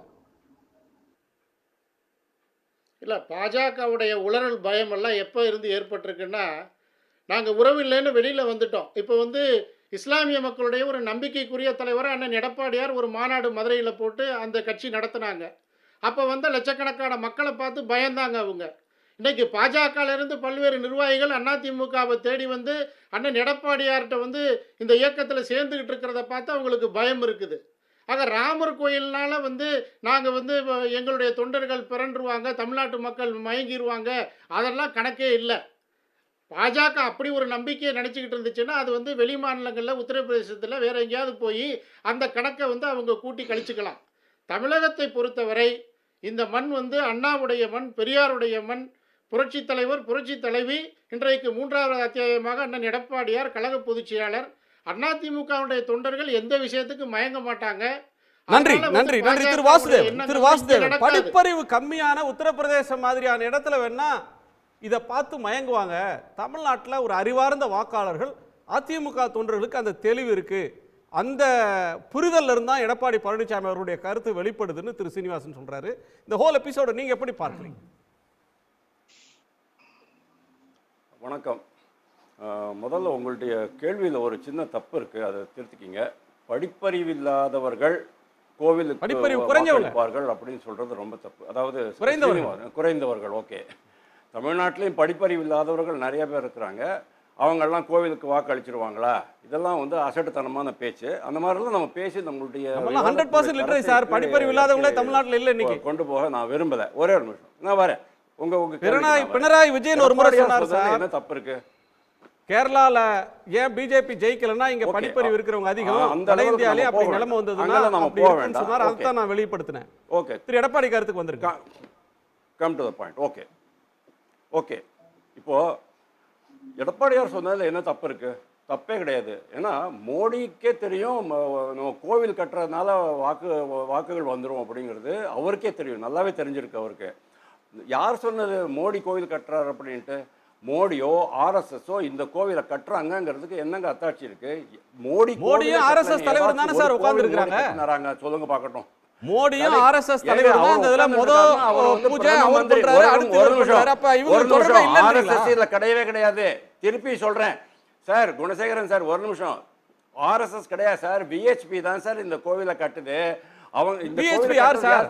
விஹெச்பி ஆர்எஸ்எஸ் என்ன சார் சம்பந்தம்? சுப்ரீம் கோர்ட் இருங்க, நான் வரேன், அங்க வரேன். விஹெச்பி யாரு? விஹெச்பிக்கு ஆர்எஸ்எஸ்க்கு என்ன சம்பந்தம்? விஹெச்பிக்கு அவர் அந்த ட்ரஸ்ட்ல பிஜேபிக்கு என்ன சம்பந்தம்? அந்த ட்ரஸ்ட்ல உறுப்பினருங்க, ஆர்எஸ்எஸ் மெம்பருங்கிற இதுல அவர் போகலைங்க. அவர் ட்ரஸ்ட் உறுப்பினருங்கிறதுனால தான் அங்க வந்து ஜாயின் பண்ணியிருக்காரு அவர், அவ்வளவுதான். இப்போ மோடி கட்டவே இல்லை. இது சுப்ரீம் கோர்ட் தீர்ப்பு வழங்கியிருக்கு. அந்த தீர்ப்பின்படி 5 ஜட்ஜி தீர்ப்பு, அதுல ஒருவர் இஸ்லாமியர், அதையும் நீங்க கவனிக்கணும். அந்த தீர்ப்பின்படி ஒரு ட்ரஸ்ட்டை ஃபார்ம் பண்றாங்க. அந்த ட்ரஸ்ட்டு தான் இந்த கோவிலை கட்டியிருக்கு. கோவிலை கட்டி முடிக்கிற தருவாயில் பிரதம மந்திரியை கூப்பிட்றாங்க. ட்ரஸ்ட் மெம்பர்ஸ்லாம் அங்கே உட்காந்துருக்காங்க. அவ்வளோ, இதில் என்ன தப்பு இருக்கு? அவரே சொல்றாரு. இல்லை பாருங்க, எடப்பாடி என்ன சொல்றாரு? கோவில் கட்டுறதுனால வாக்குகள் கிடைக்காது அப்படிங்கிறாரு. நாங்களும் அதை தான் சொல்றோம். ஏன்னா 9.5 வருஷமா 9.25 வருஷமா கோவிலா கட்டிட்டு உட்காந்துட்டு இருந்தாரு. இந்த பொருளாதாரத்தை 9 வருஷமாக அவர் செய்யற சாதனைன்னு ஒண்ண சொல்ல முடியல. பொதுமக்களிடம் வந்து ராமர் கோயில் ஒரு பிரம்மாண்டத்தை காட்டலாம் அப்படின்றது தான் எதிர்க்கட்சிகள் சொல்ற கருத்து இன்னொரு முழுமையாக கட்டி முடிக்கப்படாத ஒரு கோயிலையே தேர்தல் அரசியலுக்காக வேக வேகமா திறக்கிறாங்க, பாதியில நிக்கிற கோயிலை திறக்கிறாங்கன்றது இன்னொரு குற்றச்சாட்டு. Gunasekaran, I got your point sir. Gunasekaran sir, இந்த கோவிலை கட்டித்தான் அவருக்கு அடுத்த முறை ஜெயிக்கணுங்கிற நிர்பந்தம் மோடிக்கு கிடையாது சார். வேற யாருக்கு வேணாலும் இருக்கலாம், பட் மோடிக்கு கிடையாது சார். எல்லா கருத்து கணிப்புகளும் கிளியராக சொல்லியிருக்கு, மோடி தான் அடுத்த பிரதமர் அப்படின்ட்டு. அப்படி இருக்கும்போது இந்த கோவில் இப்போ கட்டினாலும் சரி, மார்ச் எண்டில் ராமநவமி கட்டினாலும் சரி, இல்லை ஜூலை மாதம் கட்டினாலும் சரி, எப்போ வேணாலும் அதை கட்டிடலாம், அது ஒன்றும் ப்ராப்ளம் இல்லை. ஆனால் இந்த கோவிலை இப்போ கட்டுறதுக்கு காரணம், இப்போ முடிக்கிறதுக்கான காரணம் பல்வேறு காரணங்கள் இருக்கலாம். இந்த சாஸ்திரோக்தமாக பெரிய பெரிய வல்லுநர்கள்லாம் கலந்து ஆலோசிச்சு அவங்க கட்டுங்க. சங்கராச்சாரியார்கள் அப்படி சொல்லலையே, சாஸ்திரோக்தமா இப்போ திறக்கணும்ன்றத சங்கராச்சாரியார்களே ஏற்றுக்கொள்ளலையே சார். அந்த சார் சங்கராச்சாரியார் பாருங்க, சங்கராச்சாரியார் பத்தி பேசினா நான் கொஞ்சம் சீரியஸா ஆன்சர் பண்ண வேண்டியிருக்கும். சங்கராச்சாரியார் எங்களுடைய மத குருக்கள், அவர்கள் என்ன சொன்னாலும் சரி என்று நாங்கள் ஏற்றுக்கொள்வோம். ஆனால் அவர்களுக்கு நாங்கள் உங்களை மாதிரி எதிர்வாதம், விதண்டாவாதம், வாக்குவாதம் அவங்களோட நாங்க செய்ய மாட்டோம்.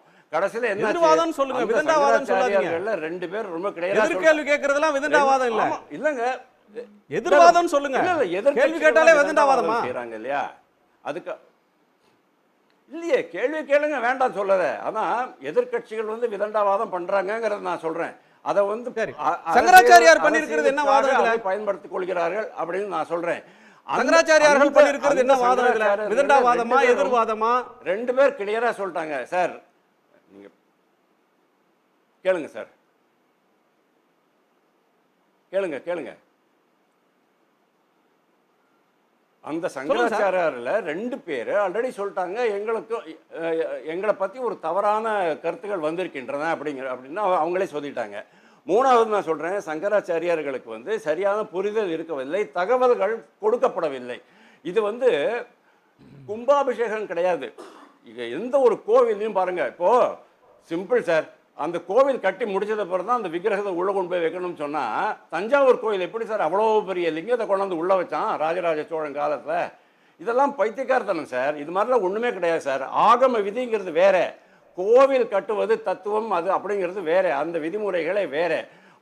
உள்ளுக்குள்ள அந்த மூதாவரை வச்சு தான் அதுக்கப்புறம் தான் அதுக்கு மேலே தான் கோவில் கட்ட முடியும். நீங்க என்ன நினைக்கிறீங்க, அவ்வளோ பெரிய சிவலிங்கம் 12 அடி சிவலிங்கத்தை உள்ள அந்த ஒரு சின்ன நேரோ வாசல் வழியாக உள்ளே கொண்டு போய் ராஜராஜ சோழனுடைய ஆளுகள்லாம் வச்சுருப்பாங்களா? அப்படி கிடையாது. எல்லா கோவில்கள்லையும் இன்றைக்கி இருக்கிற அறநிலையத்துறை கோவில்களில் கூட பல்வேறு கோவில்களில் ஏதாச்சும் ஒரு ரிப்பேர் ஒர்க் நடந்துகிட்டு தான் இருக்கும், சிவில் ஒர்க் நடந்துகிட்டு இருக்கும். மண்டபம் கட்டுவாங்க, அங்கே பிளாட்ஃபார்ம் கட்டுவாங்க, அங்கே ஏதோ ஒரு குளத்துக்கு ரிப்பேர் பண்ணிகிட்டு இருப்பாங்க, எதாவது பண்ணிக்கிட்டு தான் இருப்பாங்க. அது முடியவே முடியாது. அவங்களுக்கு என்ன, அந்த ஒட்டுமொத்தமாக அந்த கட்டுமானம் முடியணும், அவ்வளோதான். கட்டுமானம் முடிஞ்சுதான் அவங்க அதை கட்டியிருக்கிறாங்க. அதனால மேற்கொண்டு அந்த சங்கராச்சாரியார்கள் இதற்கு எந்த விதமான எதிர்ப்பும் தெரிவிக்கவில்லை. அவங்க தெரிவித்ததெல்லாம் ஓகே, அவங்க தெரிவித்தாங்க, அதோட சரி. அதுக்கு மேலே நாங்கள் அதை பற்றி ஒன்றும் பேசவும் போகிறதில்ல, அவங்க சொன்ன மாதிரி நாங்கள் நடந்துக்கவும் போகிறதில்ல. அவ்வளோதானே தவிர இந்த சங்கராச்சாரியார் நீங்கள் நுழைக்க வேண்டாம். எனக்கு என்ன ஆச்சரியமாக இருக்குது அப்படின்னு கேட்டால், நவம்பர் மாதம் 2022 சார், ஒரே நிமிஷம், நவம்பர் மாதம் 2022 நாமக்கல் மாநாட்டில் எடப்பாடி பழனிசாமி சொல்கிறாரு, நாங்கள் மிகப்பெரிய கூட்டணி அமைப்போம் அப்படின்ட்டு. இன்றைக்கி என்ன சார் ஆச்சு? 15 மாதம். ஏதாச்சும் ஒரு பார்ட்டி அங்கே விழுந்துச்சா? ஒரு இஸ்லாமிய கட்சி, கம்யூனல் கலர் உள்ள இஸ்லாமிய கட்சி உள்ள அவங்க கூட போயிருக்கிறாங்க. அப்புறம் ஏதோ ஒரு லெட்டர் பேட் கட்சி அவங்க கூட போயிருக்கிறாங்க. நான் என்ன நினைக்கிறேன்னு தெரியுமா, இந்த மாதிரி அவர் சொல்கிறார் பாருங்க, கோவில் கட்டினால் வாக்குகள் விழாது அப்படின்ட்டு. அது எனக்கு என்ன தோன்றது, இண்டி கூட்டணி அப்படின்னு ஒன்று இருக்குது பாருங்க இந்தியாவில், பாரதத்தில். அதாவது INDI கூட்டணி, எதிர்கட்சிகள் கூட்டணி இருக்கு இல்லையா, அது சிதறிக்கொண்டே போகிறது. அதாவது மம்தா பானர்ஜி கலந்துக்கிட்டாரு, அகிலேஷ் யாதவ் கலந்துக்க போறாரு, ஆர்மி கட்சி கலந்துக்கிட்டாங்க. அடுத்தது இருங்க வந்துட்டேன், அந்த பாயிண்ட் தான். கூட்டணி முறிவுக்கு பிறகு பாஜகவுக்கு எந்த பெரிய கட்சி ஆதரவு கொடுத்திருக்காங்க? அதனால நாங்க உள்ள வந்துடுறோம் அப்படின்ட்டு அவர் சொல்லலாம். ஏன்னா அவர் இவ்வளவு நாளா இரவு காத்த கிளியா உட்காந்துட்டு இருந்தாரு, காங்கிரஸ் கட்சி போட்டுக்கிட்டு வந்துடும். அதெல்லாம் வரவே கிடையாது. ஒரு பார்ட்டி வரவே இல்லை. திமுக கூட்டணி ரொம்ப ஸ்ட்ராங்கா இருக்குது. அதுக்கு காரணம் என்ன தெரியுமா? எடப்பாடி பழனிசாமியினுடைய வாக்குகள் இன்று வரை நிரூபிக்கப்படவில்லை. அதாவது சார், உங்களுக்கு இரட்டை இலை மட்டுமே இருந்தா போறாது, இரட்டை இலையோட எம்ஜிஆர் சேரணும், இரட்டை இலையோட ஜெயலலிதா சேரணும். இரட்டை இலையோட எடப்பாடி பழனிசாமியோ ஓ பன்னீர்செல்வமோ சேர்ந்தா முடியாது. ஏன்னு கேட்டால் இவங்க அவங்களுக்கு ஈக்குவல் கிடையாது. இதைத்தான் எடப்பாடி பழனிசாமிக்கு இன்னைக்கு தெரியுது. அதனால தான் எடப்பாடி பழனிசாமி எப்போ பாரதிய ஜனதா கட்சி கூட்டணி பற்றி பேசும்போதும் மைல்டாக தான் பேசிட்டு போவார். முதல்ல பேசினார் இல்லையா குபேந்திரன், அவர் என்ன சொன்னார், இது ஒரு ஒரு நிமிஷம் சார், சீனிவாசன் குறுக்கிடுறாரு. ஒரு நிமிஷம். இதெல்லாம் நரேந்திர மோடிக்கு இதெல்லாம் ஒரு இடியா சார். அவரெல்லாம் இதை பற்றி கவலைப்பட போறாரு சார். சார், பாரதிய ஜனதா கட்சி தமிழகத்தை பொறுத்தவரை தன்னிச்சையாக செயல்படுகிறது. அவங்களுக்கு யார் நேற்றுக்கு கூட பாரதிய ஜனதா கட்சி தலைவர், மாநில தலைவர், நான் பாரதிய ஜனதா கட்சியினுடைய உறுப்பினர் கிடையாது, நான் ஒரு விமர்சகர் தான். நாளைக்கு மோடி தப்பு பண்ணார் சொன்னா நான் அவரையும் விமர்சிப்பேன், அதை நீங்க தெரிஞ்சுங்க. அதனால என்னுடைய கருத்து நடுநிலைமை கருத்து தான் குணசேகரன். ஓகே, இப்போ ஒரு நிமிஷம் சார், சீனிவாசன் ஒரே ஒரு தகவல், அவங்க மோடி தான் அடுத்த பிரதமர், மோடி தான் நடுநிலையாளர் சார். ஒரு நிமிஷம், யார் சொல்றாங்களோ அவங்க எங்க கூட கூட்டணியில வரலாம் சார். இருங்க சார், நடுநிலையாளர். ஓகே, நீங்க சார் நீங்க ரொம்ப நடுநிலையா பேசுனீங்க, ரொம்ப சந்தோஷம். நான் என்ன கேட்கறேன்னா, அதிமுக பாஜக கூட்டணி நாமக்கல்ல சொன்ன நிலை வேறு நிலைப்பாடு. கூட்டணி அரசியல்ல பிரிகிறது சேர்றதெல்லாம் இயல்பா உள்ள விஷயம். நாங்க கூட்டணி இல்லைன்னு அறிவிச்சிட்டோம். எங்களை தேடி எல்லா மக்களும் வர்றாங்க, இஸ்லாமிய தலைவர்கள் வர்றாங்க, பெரும்பாலானோர் வந்துகிட்டு இருக்காங்க. பாஜகவை தேடி 2 கோடி 3 கோடி உள்ள தொண்டர்கள் உள்ள கட்சி எல்லாம் வந்துருச்சுங்களா? அதிமுகன்னா கோடி இருங்க, கோடிக்கணக்கான தொண்டர்களை கொண்ட இயக்கத்திற்கு ஒரே தலைவர். இருங்க, பாமக வந்துச்சா, தேமுதிக வந்துச்சா, டாக்டர் கிருஷ்ணசாமி வந்தாரா, யாராவது சொல்லுங்க. பாஜக தான் வந்துதா, கோடிக்கணக்கான தொண்டர்கள் வந்துதா, தலைவர். இருங்க, நான் சொல்றேன், நீங்க அப்புறம் பேசுங்க. இருங்க, நான் சொல்லிடுறேங்க, நீங்க பேசுங்க. அப்புறமேட்டு தலைவர்கள் தான் சார் இருக்கீங்க, தொண்டர்கள் மாறிட்டாங்க சார். தலைவர்கள் 95% தலைவர்கள் உங்ககிட்ட இருக்காங்க சார், நாங்க ஒத்துக்கிறோம் சார். ஏன்னா நீங்க ஸ்டாட்டிஸ்டிக்ஸ் கொடுத்திருக்கீங்க, அஃபிடவிட் கொடுத்திருக்கீங்க, அஃபிடவிட் கொடுத்திருக்கீங்க. ஆனா தொண்டர்கள் யாருமே ஒரு பக்கம் இல்லை. அதுக்காக அவர் என்ன சொல்றாரு, இந்த இளைஞர்கள் எல்லாம் அண்ணாமலை பின்னால போயிடுறாங்களே அப்படிங்கிற அந்த பயம் அவருக்கு பிடிச்சிட்டு இருக்கு. இப்போ 2 பேரும் சேர்ந்து ஓரளவுக்கு ஒரு 25% இரட்டை இலைக்கு வருது. 15% கூட வருமாங்கிற ஒரு கண்டிஷன் வந்ததுனால இன்னைக்கு கள நிலவரப்படி திமுக கூட்டணி நம்பர் 1. கள நிலவரப்படி திமுக கூட்டணி நம்பர் 1. 2வது பாஜக, அதாவது திமுக எதிர்ப்பில் பாஜக நம்பர் 1 என்று வந்துவிட்டது. 3வது இடத்திற்கு எடப்பாடி பழனிசாமி தள்ளப்பட்டிருக்கிறார் என்பது உங்களுடன் பகிர்ந்து கொள்கிறேன். நன்றி.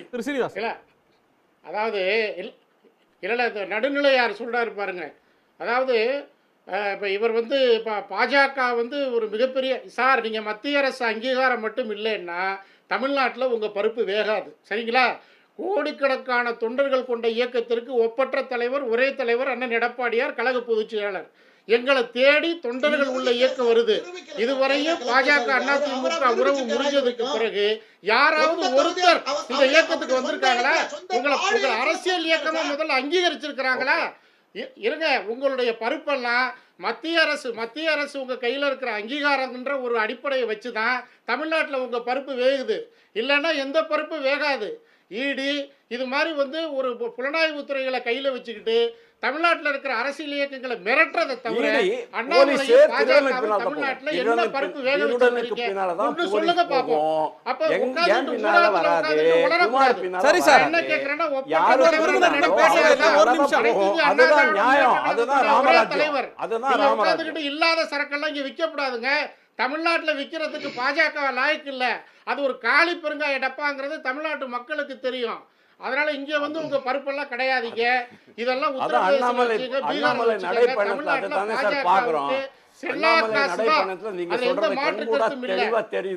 அதிமுகவுல சேருகிற பொழுதுதான் பாஜகவுக்கு மரியாதை இருந்தது, அது இப்ப இல்ல. அதனால நீங்க மத்திய அரசு அங்கீகாரத்தை வச்சு இங்க இருக்கிற கட்சிகளை மிரட்டி உருட்டி பண்றதுன்னா அதெல்லாம் வேணாம். தமிழ்நாட்டை பொறுத்தவரை திராவிட இயக்கங்கள் தான். நன்றி சார், நன்றி சார். திரு இந்திரகுமார், தமிழ்நாட்டில் திமுக கூட்டணி நம்பர் 1, 2வது இடத்துல பிஜேபி, திமுக எதிர்ப்புல முதல் இடத்துல பிஜேபி, அதிமுக 3வது இடம். இதுதான் கள நிலவரம்னு திரு வாசுதேவன் சொல்கிறாரு அது எந்த கலர் இலவரம் எந்த ஏரியாவில் எடுத்த சர்வேன்னு தெரியலை. இன்னொன்று விஹெச்பி ஆர்எஸ்எஸ், விஹெச்பி தான் கட்டுது, ஆர்எஸ்எஸ்க்கும் பிரதமர் நரேந்திர மோடிக்கும் இந்த கோயிலுக்கும் சம்மந்தம் இல்லை அப்படின்னு சொல்கிறது.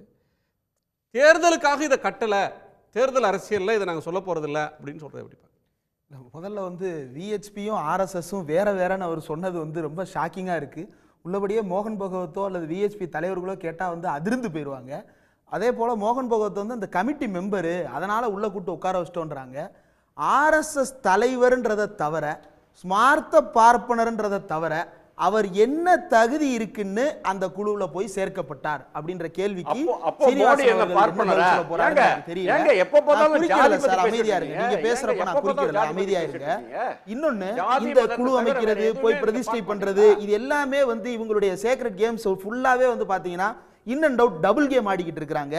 இதற்கு இடையில எடப்பாடி பழனிசாமி அவர்கள் இன்றைக்கு கொடுத்திருக்கக்கூடிய ஸ்டேட்மெண்ட் அவ்வளவு ஷாக்கிங்காலாம் இல்லை. அதிமுகவினுடைய கேரக்டரும் அதிமுகன்ற கட்சியினுடைய கிளாஸ் கேரக்டரும் ரெண்டும் வேறையா பல காலங்களில் இருந்திருக்கு. இன்றைக்கு புதுக்கோட்டை சீனிவாசன் அவர்கள் பேசும்போது ரொம்ப உற்சாகமாக பேச முடிந்தது அவரால். ஆனால் இதே சிஏஏ என்ஆர்சி ஆதரித்து எடப்பாடி பழனிசாமி அவர்கள் சட்டமன்றத்தில் பேசிய அந்த நாட்களின் விவாதத்தின் போது அவர்கள் முகமெல்லாம் இருண்டு போயிருந்தது. என்ன பேசுவதுன்னு தெரியாம கதிகலங்கி போயிருந்தார்கள். இன்றைக்கு அவர்கள் முகத்துல உண்மையிலே எடப்பாடி அன்னைக்கு உற்சாகமா தான் பேசினார், ஆவேசமா எல்லாம் பேசி இருக்கிறார். ஆதரித்து சிஏஏ என்ஆர்சி ஆதரித்து உற்சாகமா, தமிழ்நாட்டுல ஏங்க பாலிடிக்ஸ் பண்றீங்க, யாருக்குங்க இதனால பாதிப்பு அப்படின்னு கேட்டார். அந்த டிஃபரன்ஸை தான் நான் காட்ட விரும்புறேன். தமிழ்நாட்டு மக்கள் உள்ளபடியே திமுக அதிமுகன்னு இருக்கிறாங்க. ஆனா அதிமுக எல்லா காலகட்டங்களிலும் ஒரு சார் சொன்னது போல சாஃப்ட் இந்துத்துவான்றதை தாண்டி ஹார்ட் கோர் ஹிந்துத்துவாவாக கூட அதிமுக தமிழ்நாட்டில் பயணித்திருக்கிறது. ஜனவரி 11 எடப்பாடி பழனிசாமி அவர்கள் இதே ராமர் கோயில் பற்றி கேள்வி கேட்கும் பொழுது, ஒரு மசூதியை இடித்து விட்டு கோயில் கட்டியிருக்கீங்க, நான் சிறுபான்மையினரின் பாதுகாவலன், மசூதி இடிக்கிறத நான் ஏற்றுக்கிட முடியாது அப்படின்னு மறுத்தாரா? இல்லை, கால் வலிக்குது போக முடியலன்னாரு. சரி, நாகரிகமாக மறுக்கிறாரு போல அப்படின்னு நினைச்சேன். ஆனால் ஜனவரி 12ஆம் தேதி அந்த கட்சியினுடைய KP முனுசாமி மூத்த தலைவர் திடுதிடுன்னு ஒரு விஷயத்தை சொல்றாரு. கரசேவைக்கு செல்லுங்கள் என்று கட்டளையிட்டவர் ஜெயலலிதா, ராமர் கோயில் திருப்பணிக்கு எங்கள் தலைவர் முழு ஆதரவை தெரிவித்தார். அதாவது கரசேவையில் தொடங்கி அது இடித்து நொறுக்கப்பட்டது முதல் இப்போது வரைக்கும் முழு ஆதரவு தெரிவிக்கப்பட்டிருக்கிறது. ராமர் கோயிலில் அரசியல் பேசுவதை நாங்கள் விரும்பவில்லை. அப்ப ஆன்டி பிஜேபி அப்படின்றது மக்கள் மத்தியில நான் பிஜேபில இருந்து வெளியே வந்துட்டேன் அதனால ஆன்டி பிஜேபியா? அப்படிதான் ஆன்டி பிஜேபி அப்படின்றது இயங்கி கொண்டிருக்கிறதா? இந்தியாவில் இன்றைக்கு ஆன்டி பிஜேபி என்று சொல்லிக் கொண்டிருப்பவர்கள் எல்லோரும் ஆன்டி பிஜேபி அல்ல, பிஜேபியினுடைய பிரின்சிபல்ஸ் எதிர்க்கணும். இன்றைக்கு பிரதமர் மோடி ஒருத்தருக்கு பாரத ரத்னான்னு ஒன்று கான்ஃபர் பண்ணியிருக்கிறாரு. யாருக்கு? தாக்கூருக்கு, கற்பூரி தாக்கூருக்கு கான்ஃபர் பண்ணியிருக்கிறாரு. மண்டல் கமிஷன் எல்லாம் அறிமுகப்படுத்தப்படுவதற்கு முன்னாலேயே 78ல் 26% பீகாரின் பிற்படுத்தப்பட்ட மக்களுக்காக இடஒதுக்கீட்டை வழங்கிய மூத்தவர், லோகியா சோசியலிஸ்ட் என்று அறியப்பட்ட ரொம்ப முக்கியமான ஒரு தலைவர், ஜனநாயக் என்று அறியப்பட்டவர். அவருக்கு கொடுத்துட்டு இவர் என்ன சொல்றாரு? நாங்க 10 வருஷமா இந்த சமூக நீதி பாதையில் நடைபோட்டு வந்திருக்கிறோம். அந்த சமூக நீதி பாதையில் ஓபிசிக்களுடைய பிணங்கள் கொரோனா காலத்தில் செத்து மிதந்ததே, அதுவெல்லாம் இவர் மிதித்து விட்டு தான் வந்திருக்கிறாரா? இதையெல்லாம் எடப்பாடி பழனிசாமி எதிர்த்திருக்கிறாரா? கோவிட் காலத்தில் இதே எடப்பாடி பழனிசாமி அவர்கள் SDRF அப்படின்னு அறியப்படுகிற மாநில பேரிடர் மேலாண்மை நிதியில் இருந்து இங்கிருந்து மற்ற மாநிலங்களுக்கு அனுப்பப்பட்ட புலம்பெயர் தொழிலாளர்களுக்கான உதவி வழங்கினார். அப்போதாவது பிஜேபி இந்த SDRF அதிகப்படுத்தி கொடுக்கணும், 90:10% கொடுக்க சொல்லி 14வது நிதிக்குழு சொல்லுது. அதாவது இவங்க போய் மறைமுக பேரம் நடத்துனாங்களே ஒரு தலைவர்கிட்ட, நிதிக்குழுவினுடைய பரிந்துரையை 42லிருந்து 32 மாத்திருங்க, அந்த நிதிக்குழுல தான் 90:10 பிஜேபி ஏத்துக்கிடுச்சு. அதை எதிர்த்து என்றைக்காவது இந்த எடப்பாடி பழனிசாமி பேசி இருக்கிறாரா? அல்லது இவர்கள் பண்ணக்கூடிய இந்துத்துவ அரசியல் அப்படின்றத பத்தி ஒண்ணுல திராவிடம் அப்படின்ற கேள்வியை கேட்டது போல இந்துத்துவானா என்ன அப்படின்ற கேள்வி ஒருவேளை அந்த பக்கம் கேட்கப்பட்டால் எனக்கு வரக்கூடிய பதில் இப்பயே நெஞ்சுவலியை ஏற்படுத்தும் போல தோன்றுகிறது. அந்த அளவிற்கு தான் கட்சியினுடைய தலைமை பிஜேபி ஆன்டி பிஜேபி என்பதை புரிந்து வைத்திருக்கிறார்கள். இந்தியாவில் இருக்கக்கூடிய இஸ்லாமியர்கள் வீட்டிலிருந்து வெளியே வருவதா வேண்டாமா என்று அச்சமான சூழ்நிலையில் வாழ்ந்து கொண்டிருக்கிறார்கள். நாளைக்கு ராமராஜ்யம் பிரகடனப்படுத்த போகிறது என்று அறிவிக்கிறார்கள். அந்த ராமராஜ்யத்தில் சம்பூகனின் ஆட்சி தான் நடைபெற போகிறதான்னு கேள்வி எழுப்புனா சம்பூகன் யார் என்று கேட்பாரா அப்படின்னு இன்னொரு நெஞ்சுவலி எனக்கு வர காத்திருக்கிறது. அப்போ ஏடிஎம்கேவினுடைய ஆன்டி பிஜேபி என்கின்ற ஸ்டாண்ட் முழுக்க வாக்கரசியல் மையப்படுத்தப்பட்டதாகவே இருக்கிறது தவிர அதுல எந்த ஐடியாலஜி இருக்கிறதாக நான் பார்க்கவில்லை. அப்படி ஐடியாலஜி இருந்திருந்தா இந்த பாபர் மசூதி இடிக்கப்பட்டதை கண்டித்திருக்கணும். கூட்டணியில் இருக்கிற எஸ்டிபிஐ கண்டிக்குதுல, கூட்டணி இருக்கக்கூடிய எஸ்டிபிஐ வந்து ராமர் கோயில் கட்டப்பட்டதை ஏற்றுக்கொள்கிறதா? அப்போ இவங்களுக்கும் உங்களுக்கும் எதுதான் ஒற்றுமைப்படுத்துகிறது? வெறும் வாக்கு வங்கி மட்டும்தான் இவர்களுடைய நோக்கம். அப்போ இதுவும் கூட உள்ளே வெளியே விளையாட்டா அப்படின்ற கேள்விக்கு அவர்கள் பதில் சொல்ல வேண்டும். வரலாற்று காலம் தொட்டு 1972 அக்டோபர் 17 அதிமுக என்கின்ற கட்சி உருவாக்கப்பட்டது. 1974 ஆண்டு தமிழ்நாடு சட்டப்பேரவையில மாநில சுயாட்சி தீர்மானம் நிறைவேற்றப்பட்டது. அப்ப இன்றைக்கு புதுக்கோட்டை சீனிவாசன் இருக்கிறார். அன்றைக்கு விருதுநகர்ல காமராஜை தோற்கடித்த சீனிவாசன் வந்து அதிமுகவுக்கு போயிட்டாரு. அவர் என்ன தெரியுமா சொன்னாரு? மாநில சட்டப்பேரவையில தமிழ்நாட்டில் அறிஞர் அண்ணா மாநில சுயாட்சி கேட்கவே இல்லை அப்படின்னு பேசினாரு விருதுநகர் சீனிவாசன். சரி, இன்னைக்கு வரைக்கும் இவங்க இதுதான் சொல்றாங்க. இன்னைக்கு எடப்பாடி எதிர்ப்பை குறைச்சி மதிப்பிட முடியுமா? ஓட்டு கோயில் கட்டுறதுனால பிஜேபிக்கு ஓட்டுலாம் விழுந்துடாதுங்க, நான் எவ்வளோ கோயில் கட்டியிருக்கேன் அப்படின்னு அசால்ட்டா அதை ஹேண்டில் பண்றாரு அப்படின்னு புரிஞ்சுக்கணுமா? இல்ல பிஜேபி எதிர்ப்பை ரொம்ப கடுமையா பேசுறாரு அப்படின்னு புரிஞ்சுக்கணுமா? இல்ல தன் தொண்டர்களை வந்து அவர் பேசவே மாட்டாரு, பிஜேபி கோரான இஷ்யூ ராமர் கோயில், அந்த ஒரு இடத்திலே வந்து அவர் கொள்கை ரீதியா டிஃபர் ஆகிறாரு. கொள்கை அப்படின்னா கோயில் கட்டுறதை நாங்க எதிர்க்கிறேன்னு சொல்லுங்க. இந்த கோயிலால மோடிக்கு ஓட்டு விழுகாது, மோடி மக்களை ஏமாற்ற பொலிட்டிக்கலா அவர் என்ன பேசினாரு? கோயில் கட்டினா ஓட்டு விழுகாது. இதை நம்ம இல்ல, நார்த் இந்தியாவில் இருக்கக்கூடிய சின்ன 5 வயசு பையன் கூட சொல்லுவான், உனக்கு ராமர் வேணுமா பீமாராவ் அம்பேத்கர் வேணுமா அப்படின்னு கேட்டோம்னா அம்பேத்கர் தான் எனக்கு வேணும். கோயில் வேணுமா ஸ்கூல் வேணுமா அப்படின்னு கேட்டோம்னா எனக்கு ஸ்கூல் தான் வேணும்னா 5 வயசு பையன் சொல்லிட்டான் இந்த அரசியலை. நீங்க இவ்வளவு காலம் பழம் தின்று கொட்டை போட்ட மூத்த அரசியல்வாதியாக இருக்கக்கூடியவர் என்ன மாதிரியான ஒரு பொலிட்டிக்கல் ஸ்டேட்மெண்ட்? கோயிலை நீங்க அவர் எதிர்க்கல, கோயிலை வச்சு ஓட்டு கேட்க கூடாதுன்னு அவர் சொல்லல. மக்கள் ஓட்டு போட மாட்டாங்கன்னு புரிஞ்சுக்கிறாரு. மக்கள் ஓட்டு போட மாட்டாங்க அப்படின்னு இவர் சொல்றது மட்டும்தான் இவருடைய அரசியல். ஏன் அப்படின்னா இவரும் கோயில் கட்டி இருக்கிறாரு அப்படின்னு சொல்றாரு. விமர்சகர் ஒருவர் குறிப்பிட்டாரு, கிராம கோயிலையும் ராமர் கோயிலையும் ஒன்னு சேர்த்து பேசக்கூடாது அப்படின்னு குமார் சார் குறிப்பிட்டாரு. கிராம கோயிலையும் ராமர் கோயிலையும் ஒன்னு சேர்த்து பேசக்கூடாது அப்படின்னு குறிப்பிட்டாரு. எனக்கு லாஜிக்கே புரியல. மோடி ஒரு பக்கம் என்ன சொல்றாரு, வால்மீகி என்கின்ற பட்டியல் சமூகத்தை சேர்ந்த ஒரு நபர் எழுதிய ராமாயணத்தை நாங்கள் கொண்டாடுகிறோம்னு பேசுறாரு. இவங்க என்னடானா அதே மக்கள் கிராமங்கள்ல காட்டுக்குள்ள வழிபட்டு கொண்டிருக்கக்கூடிய காட்டு பேச்சியும் கருப்பணசாமியும் வந்து ஒப்பிட்டு பேசக்கூடாது அப்படின்னு சொல்றாங்கன்னா அப்ப எங்க இடிக்குது? ராமர் எந்த படிநிலையில் இருக்கிறாரு, கிராம கோயில் எந்த படிநிலையில் இருக்கிறது அப்படின்றத வந்து தெளிவாக ஒத்துக்கொண்டமைக்கு அவருக்கு நன்றி தான். ஒரு இடைவேளைக்கு பிறகு நாம் தொடர்ந்து பேசலாம். ஒரு சிறு இடைவேளைக்கு பிறகு கேள்வி களம் தொடரும்.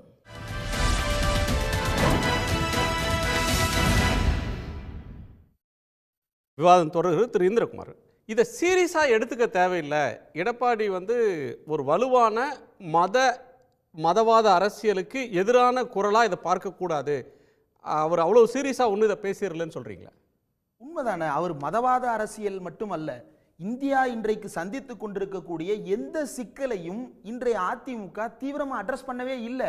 ஒன்றிய மாநில உறவுகள் குறித்தோ அல்லது இனவாதம் குறித்தோ மொழிவாதம் குறித்தோ ஏதாவது ஒரு கருத்தை பிஜேபி என்ன அடையாள அரசியலை பண்ணுகிறதோ அதே அடையாள அரசியலை எடப்பாடி பழனிசாமி அவர்கள் செய்வதுதான் வேதனை அளிக்கிறது. அதிமுக உள்ளபடியே இதை எதிர்த்து தீவிரமாக களமாட வேண்டும் அப்படின்றது தான் தமிழ்நாட்டு மக்களுடைய விருப்பம். ஆனா அது அந்த தலைமையினுடைய விருப்பமாக இருக்கிறதா? மோடி என்ன சொல்றாரு, this is India's time and we are moving forward. அவர் வந்து இந்தியாவின் நேரம் வந்துவிட்டது, நாம முன்னோக்கி செல்கிறோம் அப்படின்னு பின்னாடி திரும்பி நின்றுட்டு அந்த பக்கமா போயிட்டு இருக்கிறாரு. அதை எதிர்த்து என்ன பேசி இருக்கிறார்கள்? ராமரின் நீதி இந்தியாவின் நீதினு பேசி இருக்கிறாரு. அதை பற்றி அதிமுகவினுடைய கருத்து என்ன? 42% கொடுக்க சொல்லுது பினான்ஸ் கமிஷன் மாநிலங்களுக்கு. அதை 32% தான் இப்போ வரைக்கும் அதிகபட்சம் கொடுத்துருக்காங்க. 29ல இருந்து 32க்கு உள்ள இருக்கிற 42 மாத்தி கொடுங்கன்னு என்றைக்காவது இன்றைய அதிமுக பேசுகிறதா? கொரோனா காலத்தில் இன்றைக்கு சந்தித்த நெருக்கடிகளை எதிர்த்து பேசி இருக்கிறதா? அயோத்திக்கு விடப்பட்ட சிறப்பு ரயில்களை எதிர்த்து பேசி இருக்கிறதா? இன்றைக்கு ஞானவாபியில் நடந்து கொண்டிருக்கக்கூடிய கொடுமையை எதிர்த்து பேசி இருக்கிறதா? பில்கிஸ் பானு வழக்குல 2 நாட்களுக்கு பிறகு ரொம்ப பொறுமையாக எல்லா டிபேட்லையும் எல்லாரும் கேள்வி கேட்டதற்கு பிறகு பொறுமையாக அவர் ஒரு ட்வீட் எடுத்து போடுகிறார். இந்த பொறுமை எதற்காக? அப்போ யாரோ ஒருத்தர் பின்னாடி இருந்து டிக்டேட் பண்ணிட்டு இருக்காங்களா? இந்த இடத்துல ஆன்டி பிஜேபி ஸ்டாண்ட் எடுக்கலாம், இந்த இடத்துல ப்ரோ பிஜேபி ஸ்டாண்ட் எடுக்கலாம்னு டிக்டேட் பண்றாங்களா அப்படின்ற சந்தேகத்தை அவருடைய நிலைப்பாடுகள் ஏற்படுத்துகிறது. தீவிரமான பிஜேபி எதிர்ப்பு என்பதை அவர் என்னவாக புரிந்து வைத்திருக்கிறார்? பிஜேபியிலிருந்து வெளியே வந்ததற்கு காரணம் என்ன? அண்ணாமலையோட பிரச்சனை. அதை மையப்படுத்தித்தான் இங்கு பிரச்சனை நடந்து கொண்டிருந்தது. உடனே டெல்லிக்கு போனாங்க, வெளியே வந்தாங்க, இனி கூட்டணி இல்லைன்னு அறிவிச்சிட்டாங்க. ஏன் கூட்டணி இல்லை? சிஏஏ என்ஆர்சி காலத்தில் உங்களுக்கு என்ன நெருக்கடி தரப்பட்டது? யார் மூலமாக தூதுக்குழுக்கள் அனுப்பப்பட்டது? அல்லது நாடாளுமன்றத்தில் ஆதரிப்பதற்கு தனிப்பட்ட பலன்கள் எதையாவது தந்தார்களா? இதே சிஏஎன்ஆர்சி மட்டுமல்ல, இன்னும் பல்வேறு விஷயங்கள்ல கூட்டணி தர்மத்துக்காக ஆதரிச்சோம் அப்படின்னு ஒரே லைன்ல சொல்லி கடந்துட்டாரு. கூட்டணி தர்மத்துக்காக திமுக எதையாவது ஒன்று செய்துவிட்டால் இவர்கள் சும்மா இருப்பார்களா? திமுக அல்லது தமிழ்நாட்டில் இருக்கக்கூடிய கட்சிகள் இன்றைக்கும் இந்தியா கூட்டணியில் மட்டுமல்ல, யூபிஏ காலத்திலிருந்து கூட்டணியில் இருந்திருக்கிறார்கள். அவர்களுடைய நிலைப்பாட்டை அந்த கட்சிகள் கண்டித்திருக்கின்றன. கம்யூனிஸ்ட் கட்சி கண்டித்திருக்கிறது, விசிக கண்டித்திருக்கிறது, தமிழ்நாட்டில் மதிமுக கண்டித்திருக்கிறது. காங்கிரசுக்கு எதிராக அன்றைக்கு கடுமையான போராட்டங்களை அவர்கள் முன்னெடுத்தார்கள். ஆனா பிஜேபி கூட்டணியில் இருந்தோம், அதனால் நாங்கள் கொலை கூட செய்து விடுவோம், வெளியே வந்தவுடன் எங்களை மன்னித்து விடுங்கள் அப்படின்னா இது என்ன மாதிரியான நியாயம், என்ன மாதிரியான நீதி? கூட்டணி தர்மம் என்கின்ற காரணத்திற்காக சிறுபான்மையினரை நாங்கள் அடகு வைத்து விட்டோம் அப்படின்னு சொல்றது எவ்வளவு மோசடியான வாதம். கூட்டணி தர்மம் என்கின்ற காரணத்திற்காக இந்தியாவில் இருக்கக்கூடிய மக்களை இந்தியர்களே இல்லை என்று சொல்வதை ஏற்றுக்கொண்டு வந்திருக்கிறேன். ஆனால் இன்றைக்கு நான் நிலைப்பாட்டை மாற்றிவிட்டேன், திருத்தி விட்டேன். நாளைக்கு சிஏஎன்ஆர்சி கொண்டு வந்தா ஆதரிப்பீங்களா மாட்டீங்களா? அதுக்கு பதில் இருக்கா? கிடையாது. அப்போ இதுதான் மோசடி, இதுதான் வேஷம், இதுதான் பிஜேபி எதிர்ப்பை நீர்த்து போக வைக்கின்ற இடம். அடிப்படை கொள்கைகள் அதுல அவங்க பிஜேபியோட எங்க முரண்படுறாங்கன்னு தர்க்க ரீதியா கொள்கை ரீதியா எதிர்க்காம போற போக்குல இந்த மாதிரியான எதிர்ப்பெல்லாம் பார்த்து மயங்கிடாதீங்க அப்படின்னு சொல்ல வரீங்க. நான் புரிஞ்சுக்கிறேன். நன்றி. திரு குபேந்திரன், நிறைவு பார்வை. அதாவது அரசியல் 2 விதம் இருக்கு. கொள்கைக்காகவே தன்னுடைய கட்சியை வளர்த்தெடுப்பது என்பது எந்த கட்சியால முடியாது, இன்னைக்கு இருக்கிற யதார்த்தம் அது. ஆனால் ஏதோ ஒரு காலகட்டத்தில் என்னுடைய ஆட்சியை காப்பாற்றியவர்களுக்கு நன்றி கடன் பட்டிருக்கிறேன் என்று அடங்கி போவது நம்ம பார்த்துட்டோம். எடப்பாடி 4.5 வருடம் அந்த ஆட்சியை நிறைவு செய்வதற்கு பாஜகவுடைய எல்லா கொள்கைகளையும் ஏற்றுக்கொண்டார்கள். தமிழே தெரியவில்லை என்றாலும் பரவாயில்லை, நீங்கள் அரசியலில் வர முடியும் என்று போட்ட சட்டம் உலகத்தில் தமிழ்நாட்டில் இந்தியாவில் எங்கேயும் கிடையாது. அதிமுக தான். அந்த நண்பர் சொன்ன மாதிரி தான், எந்த கொள்கையும் காற்றில் பறக்க விட்டு இன்று அரசியல் ஆதாயத்துக்காக ஒரு கொள்கை பிடிப்படுவார்கள். ஆனால் வேறு வழி இல்லை. ஆனால் இப்போது தமிழ்நாட்டில் இந்த கோயிலை வைத்து, தமிழ்நாட்டுக்கு வெளியே தமிழ்நாட்டுக்கு உள்ளே ராமர் கோயிலை வைத்து நீங்கள் பண்ணுகிற அரசியல் தமிழ்நாட்டில் எடுபடாது. இங்கே வளர்ச்சி, கல்வி, சமூக நீதி இதன் அடிப்படையில் தான் தமிழ்நாடு அரசியல் இயங்கிக் கொண்டிருக்கிறது என்பதை எடப்பாடி தாமதமாக உணர்ந்திருக்கிறார். அதை நம்ம உணரணும். ஒன்று. இரண்டாவது, நண்பர் ஒருத்தர் இங்கே விவாதத்தில் சொன்னார், இந்த கோயில் பிஜேபி கட்டல, ஆர்எஸ்எஸ் கட்டல அப்படிலாம் சொன்னார். பிரதமர் பிரதமராக இருப்பதால் அங்கே பங்கேற்றார் அப்படிலாம் சொன்னார். சரி, அந்த ட்ரஸ்ட் லிஸ்ட் எல்லாம் அவர் சொல்லணும். இப்போ யார் யாருன்னா ஜனாதிபதியா இருந்ததுனால ஜனாதிபதி அம்மா வந்திருக்கணுமே. அதான் சொல்றேன். அந்த நான் அதை கூட விட்டுருங்க, ட்ரஸ்ட்ல இருப்பது விட்டுற முடியும். இல்ல ட்ரஸ்ட்ல இருப்பாங்க. அதாவது உத்தரப்பிரதேச கவர்னருக்கு அங்க மரியாதை உண்டு, உட்கார வச்சு அவங்க சிறப்பு விருந்தினராக கருவறையில் இருப்பாங்க, மேடையில் உட்காருவாங்கன்னா ஜனாதிபதி உட்காரணும்னு எதிர்பார்த்தா ஜனாதிபதி நீங்க உங்கள் கேள்வி நியாயமானது. என்னுடைய கேள்வி இன்னும் அதோட சிம்பிள். ஜனாதிபதி பிகாஸ் அவருக்கு எந்த சம்பந்தம் இல்லைங்க, யாரோ கட்டுறாங்க, ட்ரஸ்ட் கட்டுது, ஒரு பிரைம் மினிஸ்டர்ன்ற முறையில் கலந்துக்கிட்டாரு அப்படின்னா பிரசிடென்ட் முறையில் அந்த அம்மா கலந்துக்கணும்ல. நியாயமாக ஜனாதிபதி பங்கேற்கணும். அது கூட வரல. நீங்கள் அந்த ட்ரஸ்ட் இருக்குல்ல, சுப்ரீம் கோர்ட் வச்ச ட்ரஸ்ட் இருக்குல்ல, ராம் கோயில் ட்ரஸ்ட், ஒருத்தர் கேஸ் போட்டவர், அதுக்கப்புறம் கட்டப்படுறதுல ட்ரஸ்ட் இல்லை, அந்த ட்ரஸ்ட்டில் ஒரு 2 பேர், ஒரு 3 பேர் நீங்கள் அந்த வெள்ளி துணி, அந்த பட்டு துணியும் வெள்ளி கொடையும் ஏந்தி வருகிறார். ஒரு 3/4 கிலோமீட்டர் கேமரா ஃபிக்ஸ் பண்ணிட்டாங்க, பிரதமர் கொண்டிருக்கார், அது தூக்கி கொண்டு. நான் கேட்குறேன், அந்த ட்ரஸ்ட்டில் கேஸ் போட்ட அவர், அந்த சிஎம், அப்புறம் எக்ஸ் அஃபிஷியோன்னு சொல்லி ஒரு 3 பேர் இருக்காங்க. குறைந்தபட்சம் அவர்களை கூட்டின்னு அந்த இடத்துல நடப்பதற்கு கூட அவர்களுக்கு தகுதி இல்லை என்றால் அப்போ பிரதமருக்கு மட்டும் தான் தகுதி இருக்குதா? ஃப்ரேமில் ஒருத்தர் தான் சார் வரணும். அப்படிதான் கேமரா டிசைன் பண்ணியிருக்குமா? கேமராவில் இப்போ இத்தனை பேர், கேமராவில் எல்லாரும் இருந்தாலும் காட்டும். அப்போ என்ன நோக்கம்? இந்த கோயிலை வைத்து மோடி தன்னுடைய ஒரு படிநிலையை உயர்த்தி கொள்ள வேண்டும். இந்த கோயில் கட்டினாதான் 3வது முறை ஆட்சி, அப்படி அல்ல, 2 முறை ஆட்சிக்கு வந்தாகிவிட்டது, 3வது முறை ஆட்சிக்கு வருவது வராது விட்டுருங்க. இந்த கோயிலை வைத்து இந்த ராமருக்கு 500 வருட கனவு என்று சொல்லி நீங்கள் இந்த கோயிலை வைத்து இந்தியா முழுவதும் பக்கம் பக்கம் விளம்பரம் கொடுத்து விட்டு உங்கள் புகைப்படத்தை நீங்கள் காட்டிக்கொண்டு வேறு யாரையுமே அதில், இன்னும் சொல்ல போனால் நீங்கள் இடுகிற கட்டளையை எதிர்கட்சிகள் சொன்னது இது Modi show, BJP and Modi show, BJP and RSS show அப்படின்னு எதிர்கட்சிகள் குற்றம் சாட்டி போயிட்டாங்க. அதுதான் உண்மை. நான் கேட்கிறேன், நீங்கள் காலால் இடுகிற கட்டளையை சிறமேற்கொண்டு செயல்படுகிற உள்துறை அமைச்சர் அமித்ஷா கூட பக்கத்தில் இல்லைங்க. அமித்ஷா கூட இல்லை, இந்தியா முழுவதும் கூட்டணிகளை பாதுகாத்து எல்லாரையும் கட்டுக்குள் வைத்திருக்கிற அந்த அமித்ஷா கூட பக்கத்தில் இல்லை. அப்போ உங்களோட நோக்கம் என்ன?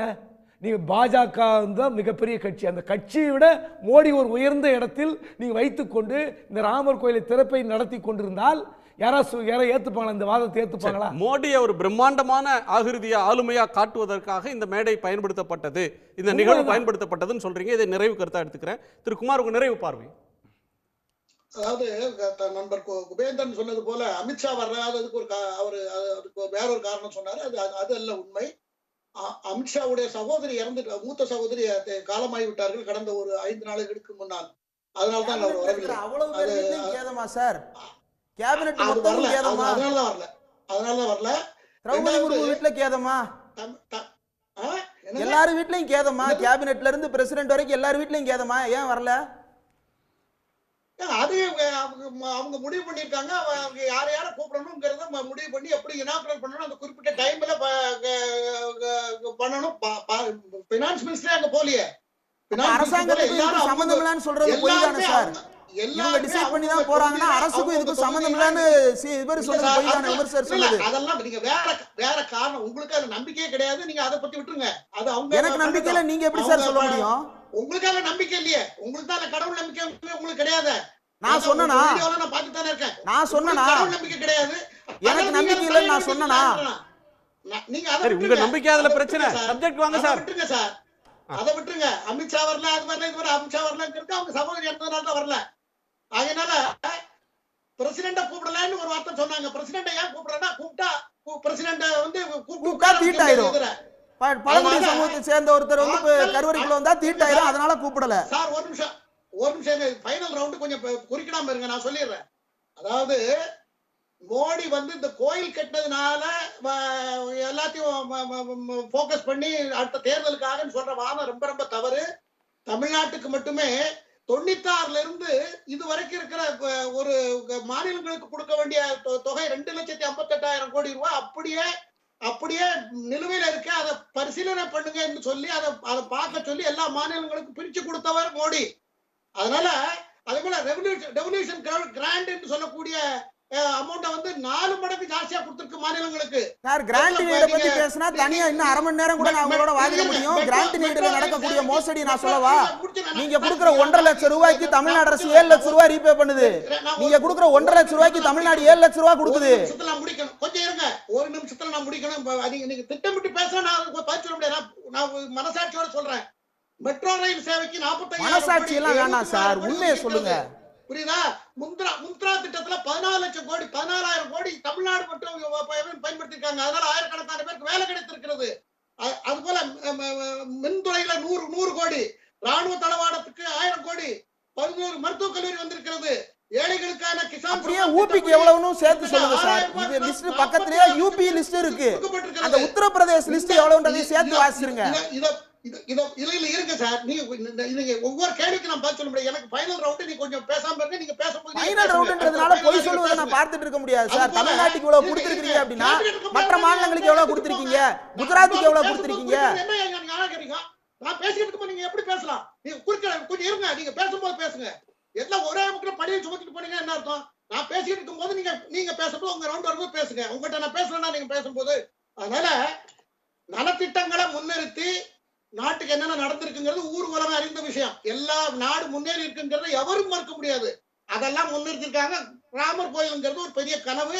அந்த கனவு திட்டத்தை அதை ஆக்கல் அடித்தல் காத்தல் என்று சொன்னது போல சாதுரியமா காய நகர்த்தி கோர்ட் தீர்ப்பையும் வாங்கி அதுக்கு மத்திய குழுவும் பல வருஷமா அந்த கேஸ் இருக்கு. கோர்ட்ல வந்து வாத பிரதிவாதங்களை முன் வச்சு அந்த ஒரு வழக்கு நடக்குது. சாதுரியமா காய் நகர்த்துறதுல எங்க இதுல வருது? 5 நீதிபதிகள் யாருன்றதை யார் முடிவு பண்ணாங்க? கோர்ட் முடிவு பண்ணுது. இதுல பிரைம் மினிஸ்டர் சாதுரியமா காய் நகர்த்துறதுன்னா என்ன காய் அவர் நகர்த்தினார் சார்? இதுல என்ன சாதுரியம் கொஞ்சம் எக்ஸ்பிளைன் பண்ணுங்க. அசாம் முதல்வர் ஹிமந்த் பிஸ்வாஸ் சொன்னது உண்மை அப்படின்றதை இவர் நிரூபிக்கிறாரு. ஹிமந்த் பிஸ்வாஸ் ரஞ்சன் கோகாய்க்கு அவார்டு கொடுக்கும் பொழுது ராமர் கோயில் தீர்ப்பு கொடுத்ததுக்கெல்லாம் நன்றி சொல்றாரு. ஏன் சபரிமலைக்கு நன்றி சொல்லாம ராமர் கோயிலுக்கு மட்டும் நன்றி சொல்லி விருது கொடுக்குறீங்க? அப்பீல் போனாங்க.